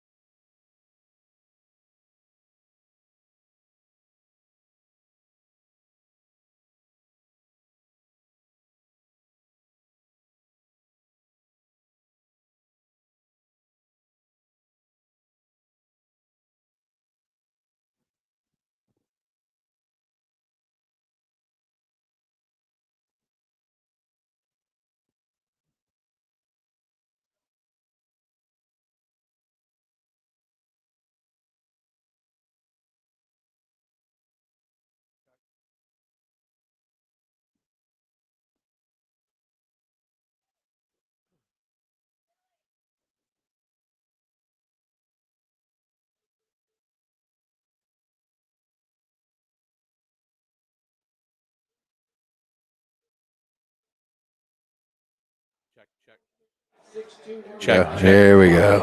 All right. Hey, we're back. Hope you enjoyed the Raider Marching Band and the Keystone Panther Marching Band. If you're just joining us, and if you missed the first half, it was all Keystone, Chad, 48-6. They, opened up the game. They rammed the kickoff back for a touchdown, and it kind of just snowballed from that. It's been all Dominic Corsetti comes in as advertised, along with I think we were both surprised on how good Nellis and Henry and the rest of the supporting cast was around them, and their offensive line has been flawless. Yeah. We got to see Keystone come in with the alleged 3 to 4 athletes that we anticipated. They are as advertised, like you said, and also we've got some young men that are playing probably out of position due to necessity. That this is a tall task. Opening night, coming in with a team like Keystone that has solidified starters with numerous reps under their belt. So, you shouldn't be extremely surprised. Like we said, if you're just joining us, I'd be hard pressed not to think that Keystone is not going to be a problem, not just for us this year, but for many people on their schedule. Sure. We're getting ready to start the second half here. Let's get some scores updated here from around the District 9. Kirtland, Ohio, who's visiting Central Clarion, they lead them 14-0. That's at the half. Karnes City leads St. Mary's 35-6 at the half. Port Allegheny all over Bradford, 63-6 at the half. Red Bank Valley leads Ridgeway 19-7. And there's the opening kickoff, and Brookville's going to start this drive at their own 30-yard line. Kane leads Smethport 14-8. That's at the half. This one hasn't been updated yet, but it has Coudersport Montauk 0-0. That in the first quarter. Union AC Valley Falcon Knights lead Otto Eldred 28-0. Cameron County with a big 41-6 over a tough Bucktail squad. 21-14. Bellwood Annis leads Clearfield at the half, and Myersdale with a 10-point lead, 16-6 over Kerwinsville. And that updates our scores from around the league as Brookville takes over here. Trips at the bottom of your screen for Brookville. Kelgren in the backfield, fake handoff to him. Colgan's going to keep, and he works his way down to about the 39-yard line. So it's a good gain on first down, Chad, as the Raiders come out hammering. You sure that Bucktail score is right? Cameron, yeah. They're just having a down night. Yeah, they just maybe some things aren't working for him because I highly anticipated that juggernaut getting out of the gate quickly. Shout out to Bucktail, and hopefully he can get things together and back on track. Out of the gun, they fake the handoff to their screen. This out to Krug, and Krug looking to get to the end, but can't escape the tackle to get to the 45. But he will have a Raider first down as they approach midfield. So Bradford, I got some scoop on them. They scrapped their spread offense and was going back to the wing T this year. So now I'll be curious to see where they head after this. Well, they don't have a 6'5", 230-pound stud slinging it all over the place for him now. So back to the kitchen you go. I think it's more of a personnel problem. Yeah. There's the handoff to Calgren. Calgren picks his way forward, but he runs into a wall there and is driven back. Now, riddle me this. They'll give him the line of scrimmage. It's 48-6, week 1, and I see Dom Corsetti out there still hanging around, making plays. I'm not so sure that I wouldn't take his helmet and throw it as far over that far wall as I could and say, sorry, I don't know where we put it. I bet we find it by next Friday, though. I'm not so sure that I'm not with you there, Chad. There's a good throw by, underthrown. Oh, what a grab. Freeman with the snag. They're going to call it a catch. They're going to spot this. I wonder if New York has a better look at that. Although they're going to spot this about 3 yards shy where it should have been. Okay, all right, there we go. Slow. He caught that right at the 30-yard line. So 1st and 10 Raiders in Keystone territory. Don't call it a comeback. I've been here for years. LL. There's the snap. Oh, high snap taken by Calgren. No, fake the Calgren. They screen it out to Krug. Krug looking to get a little room on the outside. He is going to take this down inside the 25 to about the 24. Good ball fake there by Colgan. And as he finds Krug on the outside. And Raiders got something going here on offense.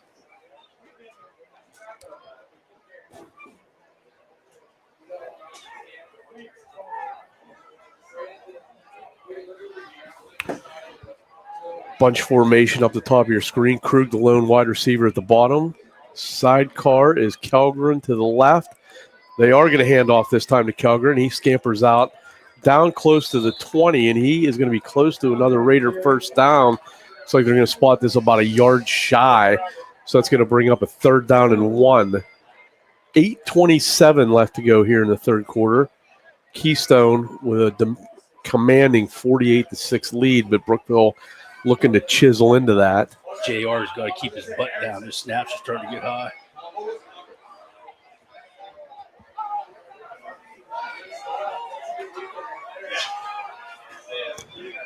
Again, out of the gun. They fake the handoff. Colgan keeps looking to throw, dumps this off. A little high for Freeman as Colgan gets pushed down there, but he hops back up. And 4th and 1. Should have just thrown at it earlier. All he needed was a yard, right? I'm not so sure you just don't pound something up the middle and get your set of downs as Dante comes off under a little bit of a limp. Now they're going a little bit tighter formation here. Freeman, the lone wide out. Let's see what Kellgren, he took the ball from under center. They hand that off to what that look like Krug. Krug's going to take this down inside the 15 to the 14, and that's going to give the Raiders a fresh set of downs as we wind down to about 7 minutes left in the third quarter. That looked like a playground play. It did. You're the bottle cap. I'm the stick.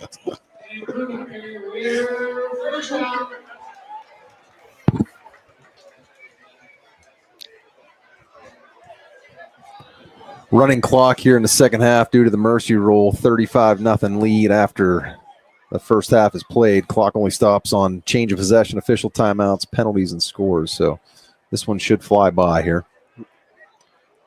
So fresh set of downs for the Raiders. And they do hand off to Kellgren, and Kellgren is going to maybe get a yard. So bring up 2nd and 9 as he gets that down to about the 14-yard line. Keystone has an injury. Chad will look like Nostradamus if that's Dom Corsetti laying on the ground. Really hoping that's not the case. That's the broadcaster jinx there. I think it's like big 75. I was going to say, he looks like he's about 80 pounds too heavy to be Dom there. He got twisted up in the pile, though. I saw that last second there where he his top half and bottom half are not together. 75, it appears to be the downed Keystone Panther, if they have such a guy. Yeah, Everett Fulton. He's a big lad.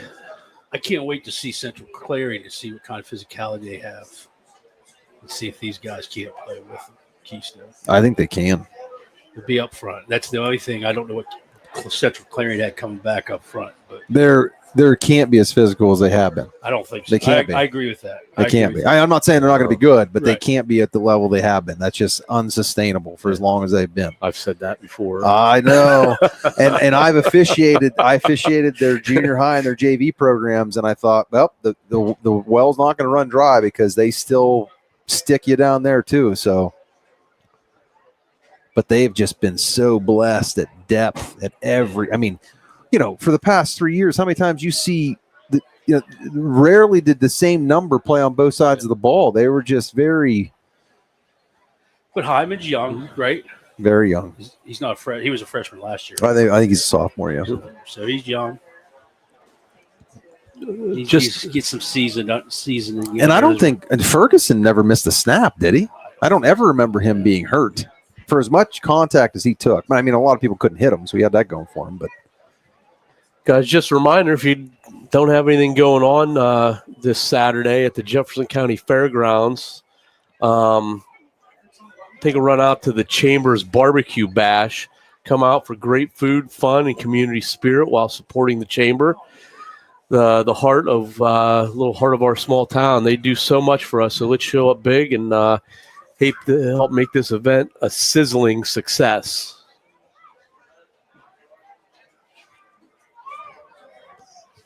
So the Raiders do come out here in the second half, moving the ball. Look, and it appears that Keystone still has all their starters in, so they're not doing this against the second teamers, which is it's good to see.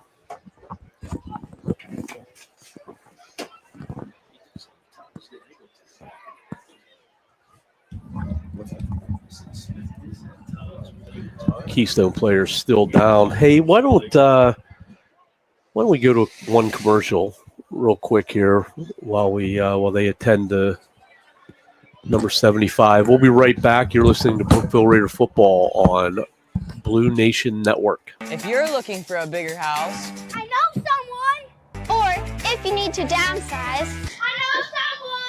Maybe you want to move to the country. I know someone. Or maybe you want to move in town. I know someone. I'm Heather Castellan, now with eXp Realty. Whatever your real estate needs are, I have you covered. You can check out all of the area's listings at exprealty.com or call me at 715-4103. Mac Metals. What's our mission? We strive to be a leader in the metal manufacture and steel industry. By investing in those closest to us, our employees and our customers, we aim to build lifelong partnerships while impacting the community around us. Family owned and operated since 1989. That's Mac Metals. Located by BWP Bat Factory, exit 86, I-80. Get ready for the event of the summer. Join us for the Brookville Barbecue Bash on Saturday, August 23rd at the Jefferson County Fairgrounds. Bring the whole family for a full day of kids' activities and games, mouth-watering barbecue, ice-cold beer, live music, and show off your ride at the car cruise-in. And the best part is, it's free to attend. Don't miss out on the best barbecue in the area. Brookville Barbecue Bash on Saturday, August 23rd. Brought to you by the Brookville Area Chamber of Commerce. For more information, visit brookvillebarbecue.com. Hey y'all, this is Mark Bowe. I'm at Devil's Barbecue and this place is awesome. These folks are nice. We came up here the last time and we couldn't get enough of it. I saw a sign. I came 10 miles out of the way because we had to have it again. And all I know is we might not show up to work tomorrow because it's that good. See y'all. Devil's Barbecue, where it's all about the smoke. Brookville, PA.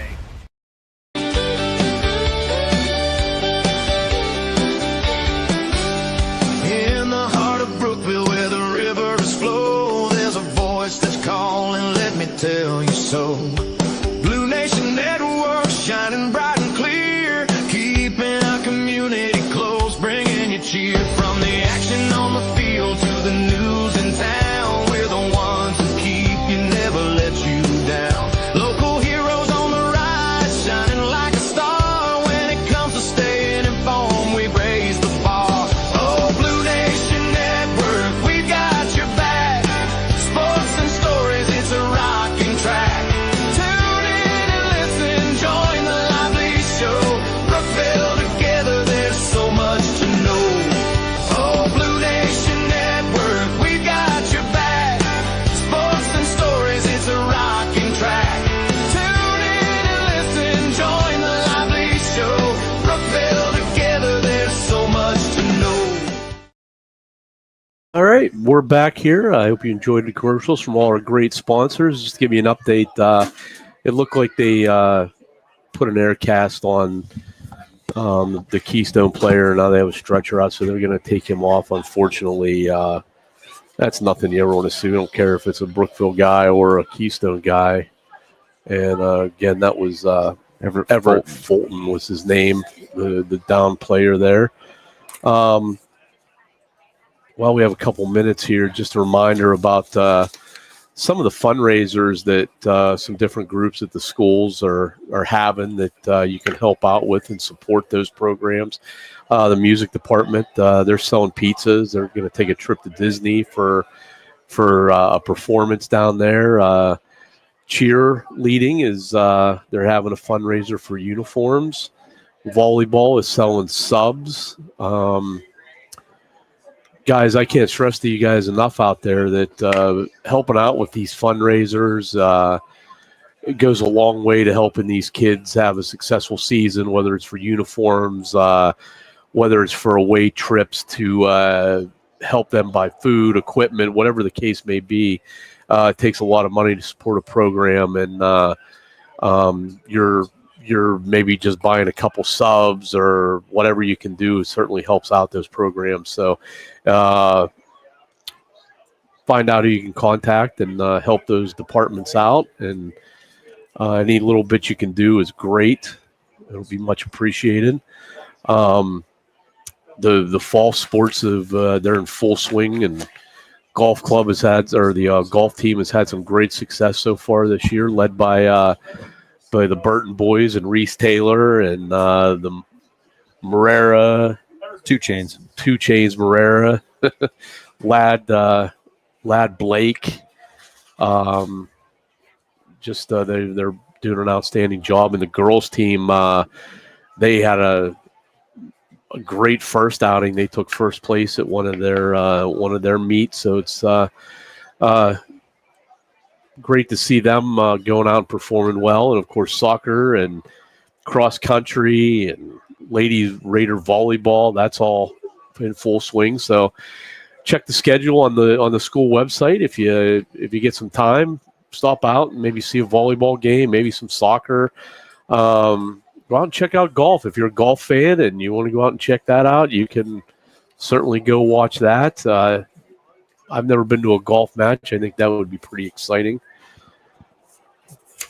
So check that out. And a nice show of support here as the Keystone team comes out to help support one of their own. Fulton's going to be taken off the field here, and it's unfortunate that hopefully they're just being precautionary and this isn't as bad as what we think it might be, a broken bone or an ankle or something. Who knows what's going on? I don't want to even guess what they got going on. And now the Raiders going out to show their support. So always good to see that, Chad. Yeah. This must be a little, or just, you don't want to assume things, but obviously is a senior, Mr. Fulton. So you hope that this isn't the last time he gets to put a helmet on this season. Right.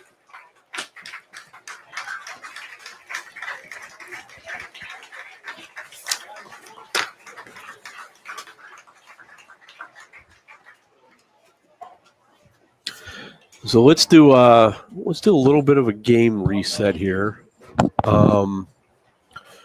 Brookville is this is the opening drive of the half.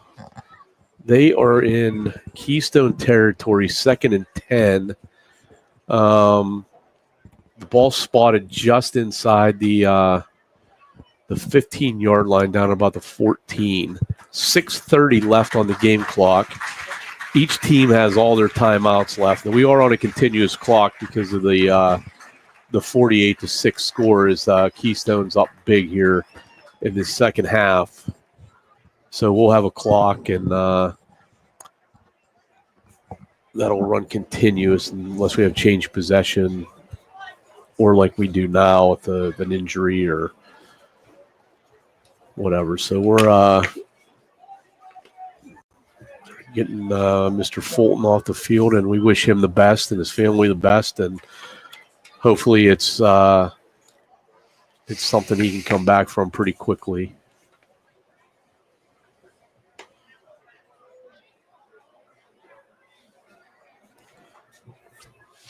So the Raider offense is coming back out now, and they're starting to loosen up after after a little bit of a break in the action. You want me to give the Days Inn a call and see if they have any rooms available tonight, or we could? I mean, it's 9:07. It's 9:07, and it's a long trip home, so it probably wouldn't be a bad idea. Or maybe we could give Heather Castellan a call. Maybe she knows somebody. Or is it like an Airbnb nearby? We can just. Well, if we start negotiating now, maybe we could seal the deal by the time the game's over. Interest rates are coming down, I hear. They are. Heather Castellan, of course, one of our great sponsors, EXP Realtor. She's experienced and ready to serve. Whatever your real estate needs are, she's got you covered. So if you're in the market for a new house, property, whatever the case may be, make sure you give Heather a call.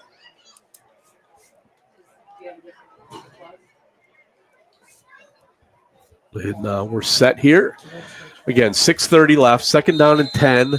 Raiders right around the 15-yard line. Colgan out of the gun. Burns, sidecar to his left.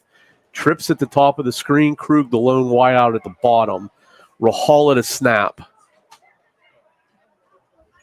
11 seconds on the play clock. There's a snap. And they hand off to Burns, and not much doing there as Burns got back to the line of scrimmage. So that's going to bring up a 3rd down and 10 as Brookville still trying to establish a run game here. It's probably not a bad idea to work on some stuff, I guess.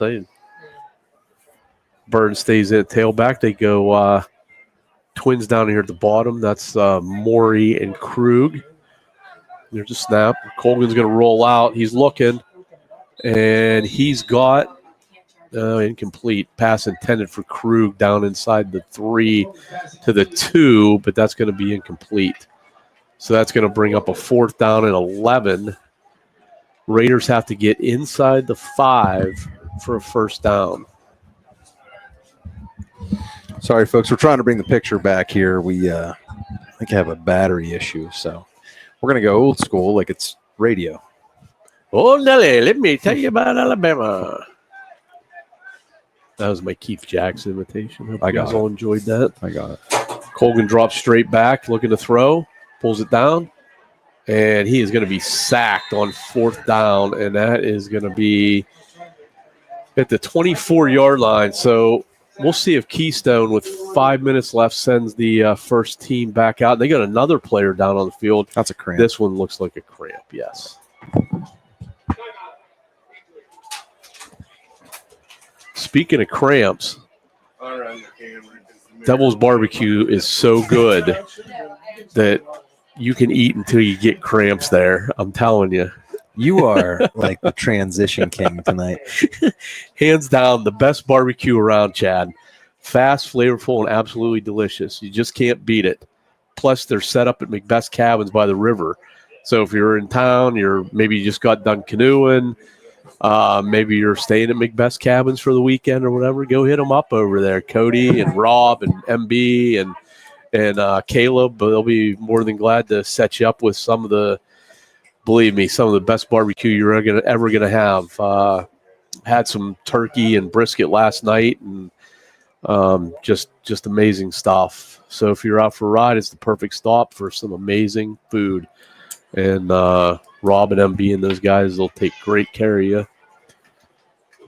They're one of our big sponsors. We're glad to have them on board, no doubt about it. You know what they have that I think separates them from everyone else?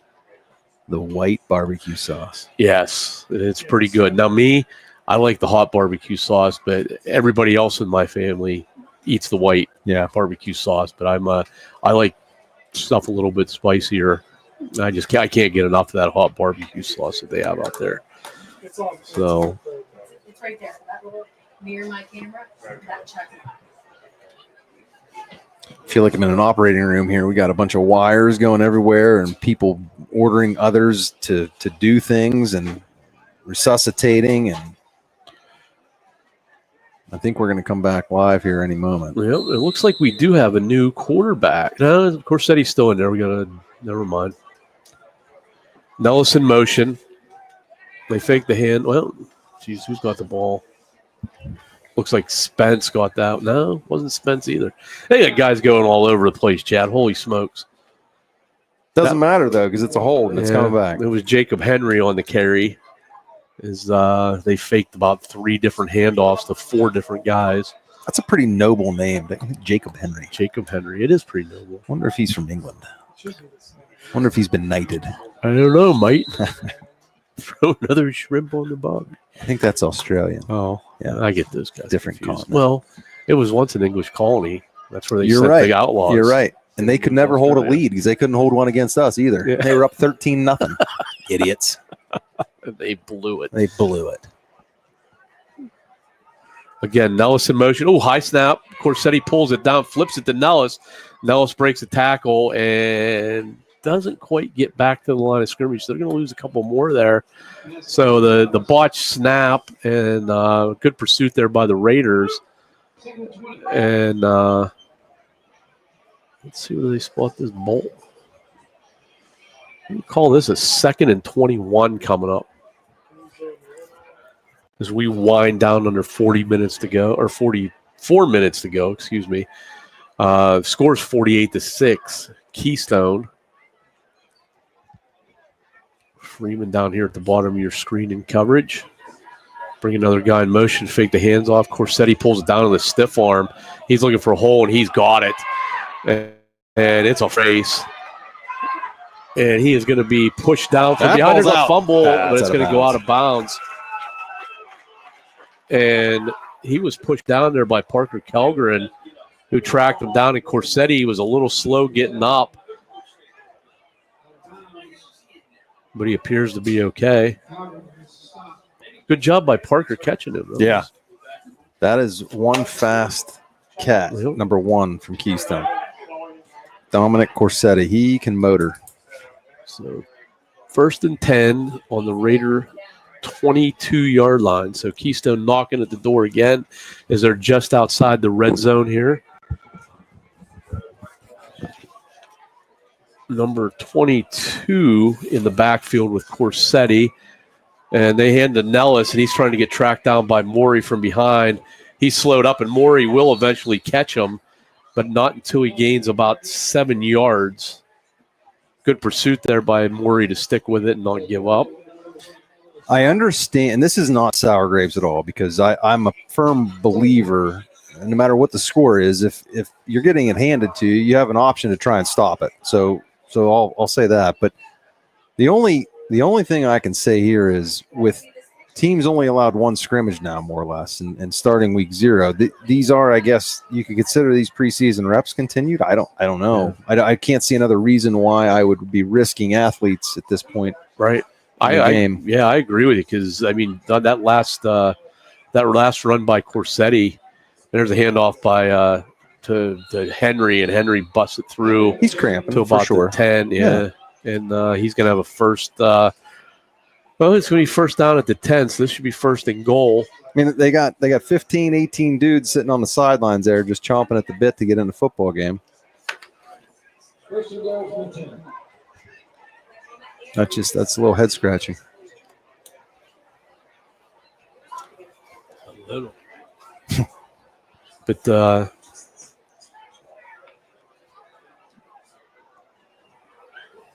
a handoff. I didn't get a number on that kid. Maybe it was Nellis. I thought it was 3. Yeah, that's Nellis. Nellis with another run.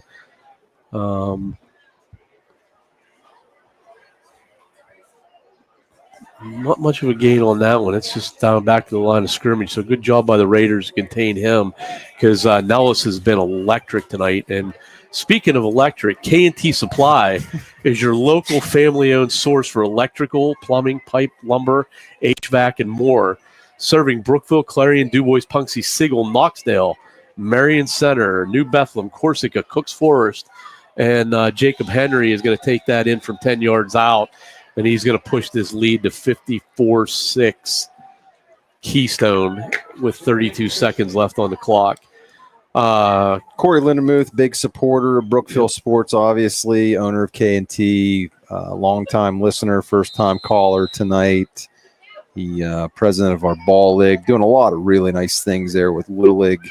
I don't know if you saw the Facebook post. We got a commitment from an anonymous source, and the league approved. They're going to put some in-kind money together with it and put together a state-of-the-art batting cage down there in center field of McKinley, roofed with lights, turf, the whole 9 yards.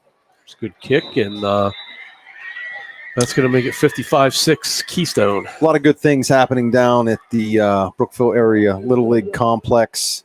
Numbers are good. We got a couple different competing different travel teams that are available to your young men and women in softball and baseball. So there's plenty of opportunity for everyone not to just play rec league, but also get additional reps into the late summer, maybe possibly even into the fall. Be checking the ball Facebook page there for opportunities to swing it here in the fall if your child isn't a runner, a golfer, or a football player. A lot of good things happening in baseball. Like I said, the 8 through 12 group there was a lot of fun to watch. I know the boys, Carson and Bryce, helped with one of the Blue Sox groups, the U10 group, and extremely competitive. I think they won 2 or 3 tournaments, finished second in a couple. Very successful program, successful year, good kids. Yeah. So a lot of good things happening down on Sylvania Street there. Yeah, I went down and umpired a few games for the Craig Lewis tournament, and got a chance to see the the 12U team play down there at Brookville, and I was pretty impressed with the job that they did. They did a good job down there. So there's Blake Porter on the return, and he's driven out of bounds. There's Brookville have decent field position here with 22 seconds left in the third quarter, down 55-6. Rumor has it your strike zone was rather tight. I wasn't behind the plate. Oh, so I got bad intel. Yeah, I did bases. You kick anything on the bases? No. No? No, I had nothing but easy calls. I was pretty happy with the day I had. Didn't have to really think about anything. They give you a hot dog and a Coke? No, I didn't eat anything that day. Well, that's not true. I wouldn't. They tried to give me some, but I bought it. They're there to raise money for the league, and I just I'd rather just let them keep the money and stuff. So, well, I wasn't gonna press, but you didn't eat anything that day. I did. I had a hamburger. I mean, we're close enough. Maybe some fries. You don't need to lie to me like that. Yeah. No, it was a good turnout down at the Craig Lewis Complex this year. Phenomenal amount of people down there. Lots of tents and. Yeah, I was impressed. Of course, as you know, I ran that tournament for about 8-9 years when Shaq was president down there, and always had a good time running it, and always had a lot of teams. I thought Corey and those guys did a great job. What I've seen, so I'm glad it's in good hands because it was always big for me. I used to take that week off, and I'd spend a lot of time down there. So I'm glad they still have it, and it's still a pretty good tournament.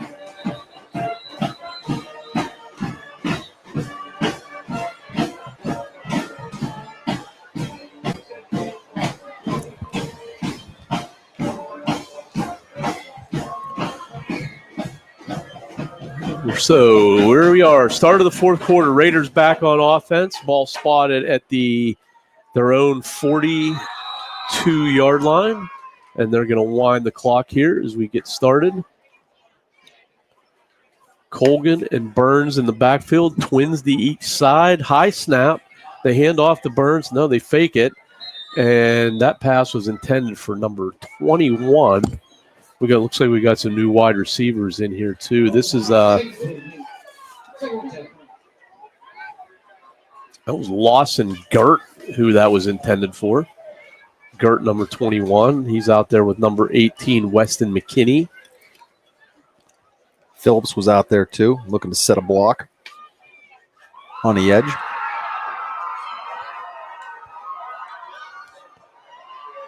Colgan's going to pull this down and keep. He's got a little bit of room to the outside. He's going to have a first down along the sideline as he scampers out. So fresh set of downs for the Raiders on a nice run there by Colgan as he gets into Keystone territory.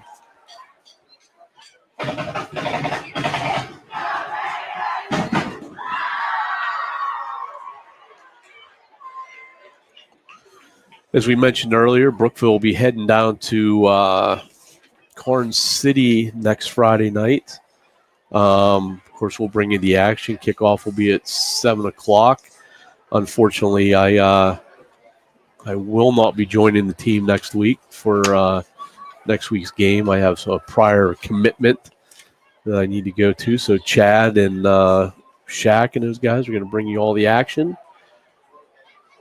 And there's a good run by Burns up the middle as he rips off about 11. Another first down for the Raiders.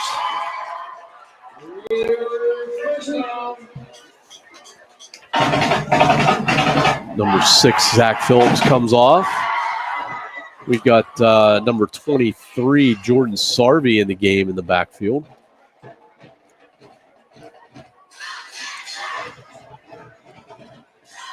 McKinney and Gert down here at the bottom of your screen.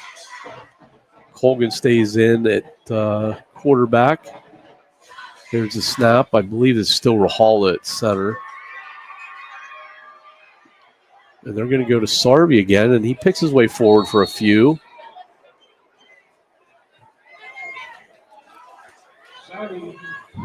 Phillips checks back in as McKinney comes off. Is it just me, or does it feel like we always go to Karnes City? It does seem like we always go to Corn City. We always go to Corn City, and it seems like we always go to Bradford. No, I was just going to say Bradford was second on my list, too. Yeah. I think in all my years we went to Bradford one time. Yeah, you made us pay for all the times you decided to make them come here. We've been to Bradford 7 out of the last 3 years. 7 times in the last 3 years. At least that's what it feels like. Again, hand off to Sarvey, and he fights his way back to the line of scrimmage there, Chad. So good job by him of fighting off that initial contact as McKinney and Phillips switch in and out here. I see number 59 in the game, too. Who's that? Cameron McMahon? Yep, and Gabe Hanna also in the game up there at the one of the wide receiver positions. Of course, he's I just went brain dead. Gavin. Yeah, geez. Brother of Gavin Hanna. There's a pass complete to Hanna right on cue. And Hanna fights forward down to the 20, and he's going to have first down yardage. So Raiders get a fresh set of downs. We're under 8 minutes to go here in the game. Look like Raiders steal a first down. And speaking of metal, Mac Metals Incorporated, their mission is to be a leading metal manufacturer in the steel industry by investing in those closest, employees and customers. They aim to build lifelong partnerships while impacting the community. We're thankful for their part of our community. Thanks, Mac Metals, for being a proud sponsor. And there goes Sarvey again on the carry, and he'll pick up a couple down inside the 20 to about the 18-yard line. That'll bring up a second down and 8. Jordan's dad's a big Yankees fan. Must be nice to root for a team with a payroll of $600 billion. It is nice to have that backup team. There's no doubt. I forgot you're one of them, too. Yeah, mine's a little bit different story, though.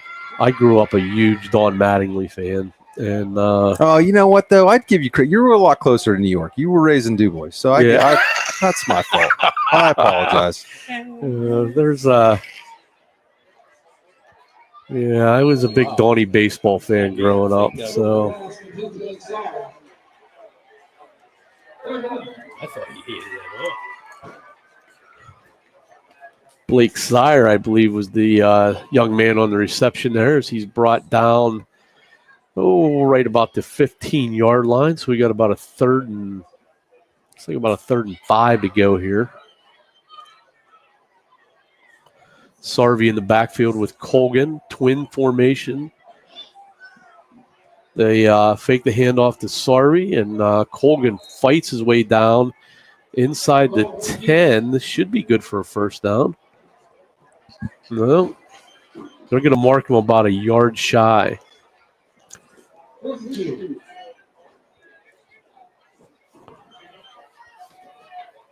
Dan Murdoch, the public address announcer, tells me I'm crazy. It was 4th and 2, so we'll go with his. I still think it's 1.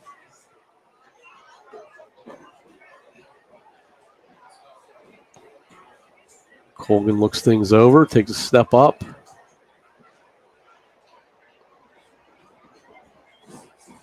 There's the snap. They hand it to Sarvey. Sarvey trying to pick his way forward, but I think he's going to be stopped shy. Oh, he's right at the stick, Chad. This is going to be close. It's 55-6. Oh, they're going to say he's short. So Keystone's going to take over on downs. His clock's going to stop there with 5:11. And guys, I have a little break in the action here. Again, we mentioned earlier there are sponsorship opportunities available here at Blue Nation Network. Every Friday night, we'll bring you the best in high school football action, and you can be part of it. There's different levels to sponsorship. Just contact Tricia or Ben, and they'll be happy to walk you through those and find the one that works out best for you. But you can definitely join the team, help out not only Blue Nation Network, but the community as we support these young athletes and these coaches and showcase the talents that they put out there. And there's a lot of people around the United States that get to see their grandparents, get to see their grandsons or their granddaughters or whatever the case may be, or nieces, nephews that wouldn't be able to make it to a game. So this gives them an outlet that they're able to tune in and catch a game that maybe in the past they weren't able to see. So it's kind of a big thing, and we would love to have you on board. So if you would like to be a sponsor, reach out to Ben, Tricia, and I'm sure they can find something that will work for you. And there's a pitch by Corsetti, and that's Moni on the carry, number 22. Landon Moni, and he's going to have a big gainer.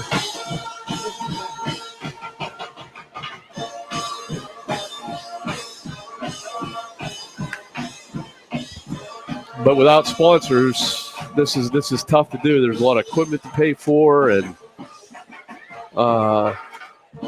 to take Chad on the road and I eat a lot. He eats a lot, and there's a lot of money spent. So you can help out with that. We would be glad to have you. What's an offside there? False start on Keystone with 4:08. And all our sponsors tonight, Heather Castellan Realty, Mac Metals, Brookville Chamber of Commerce, Devil's Barbecue, KT Supply, Premier Accounting and Payroll Services, Elite Heating and AC, Fox's Pizza Den, Jason and Jeannie, boy, just big parts of our community there. Brookville Aerie Lodge, 983, Fraternal Order of the Eagles, Restorative MediSpa, Premier Counseling and Consulting, and, of course, East Main Service. All these sponsors, make sure you go out and support them. They made this broadcast possible and given us the ability to bring you Raider football, and we're happy to do it. Me and Chad and Shaq and Billy and Ben and Tricia, the whole Blue Nation Network family. Well done. You've completed your assignment. I have.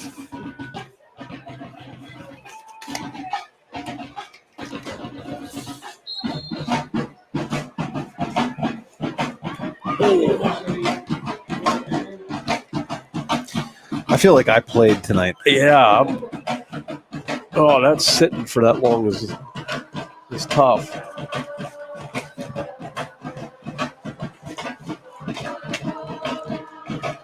Third down, and let's call it 7 to go here for the Keystone Panthers.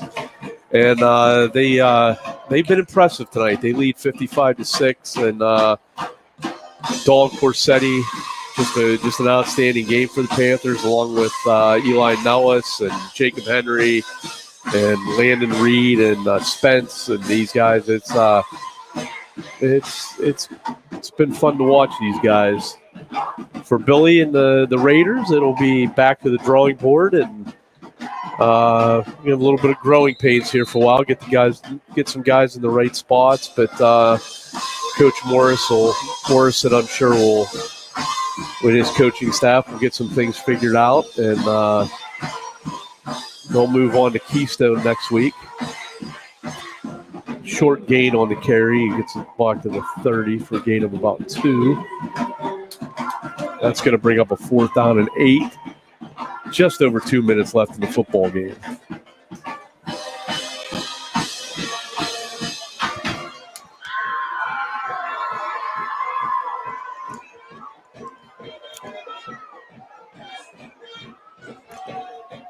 Chad, any thoughts about tonight or going into next week? Or? On to Karn City.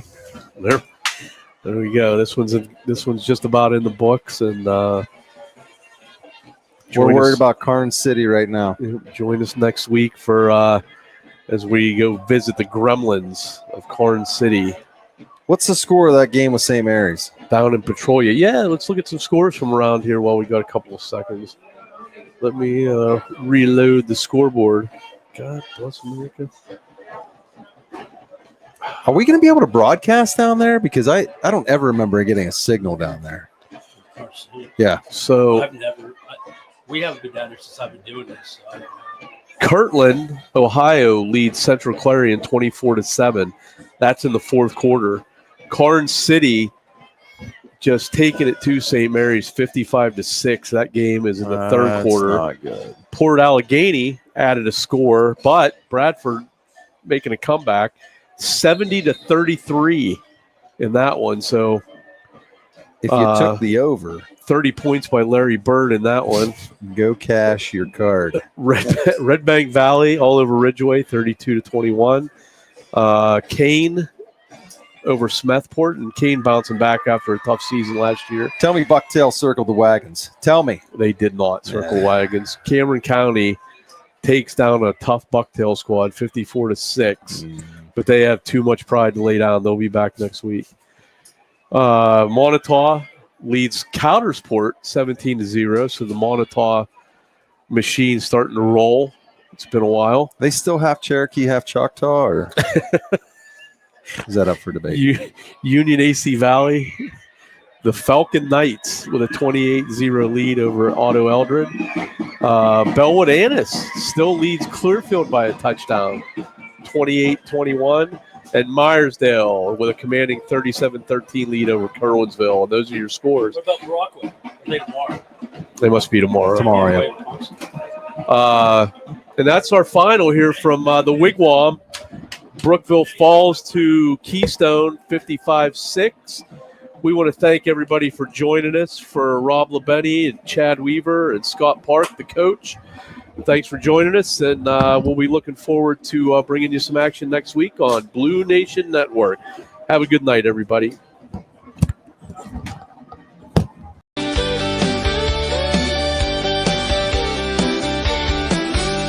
In the heart of Brookville, where the rivers flow, there's a voice that's calling, let me tell you so.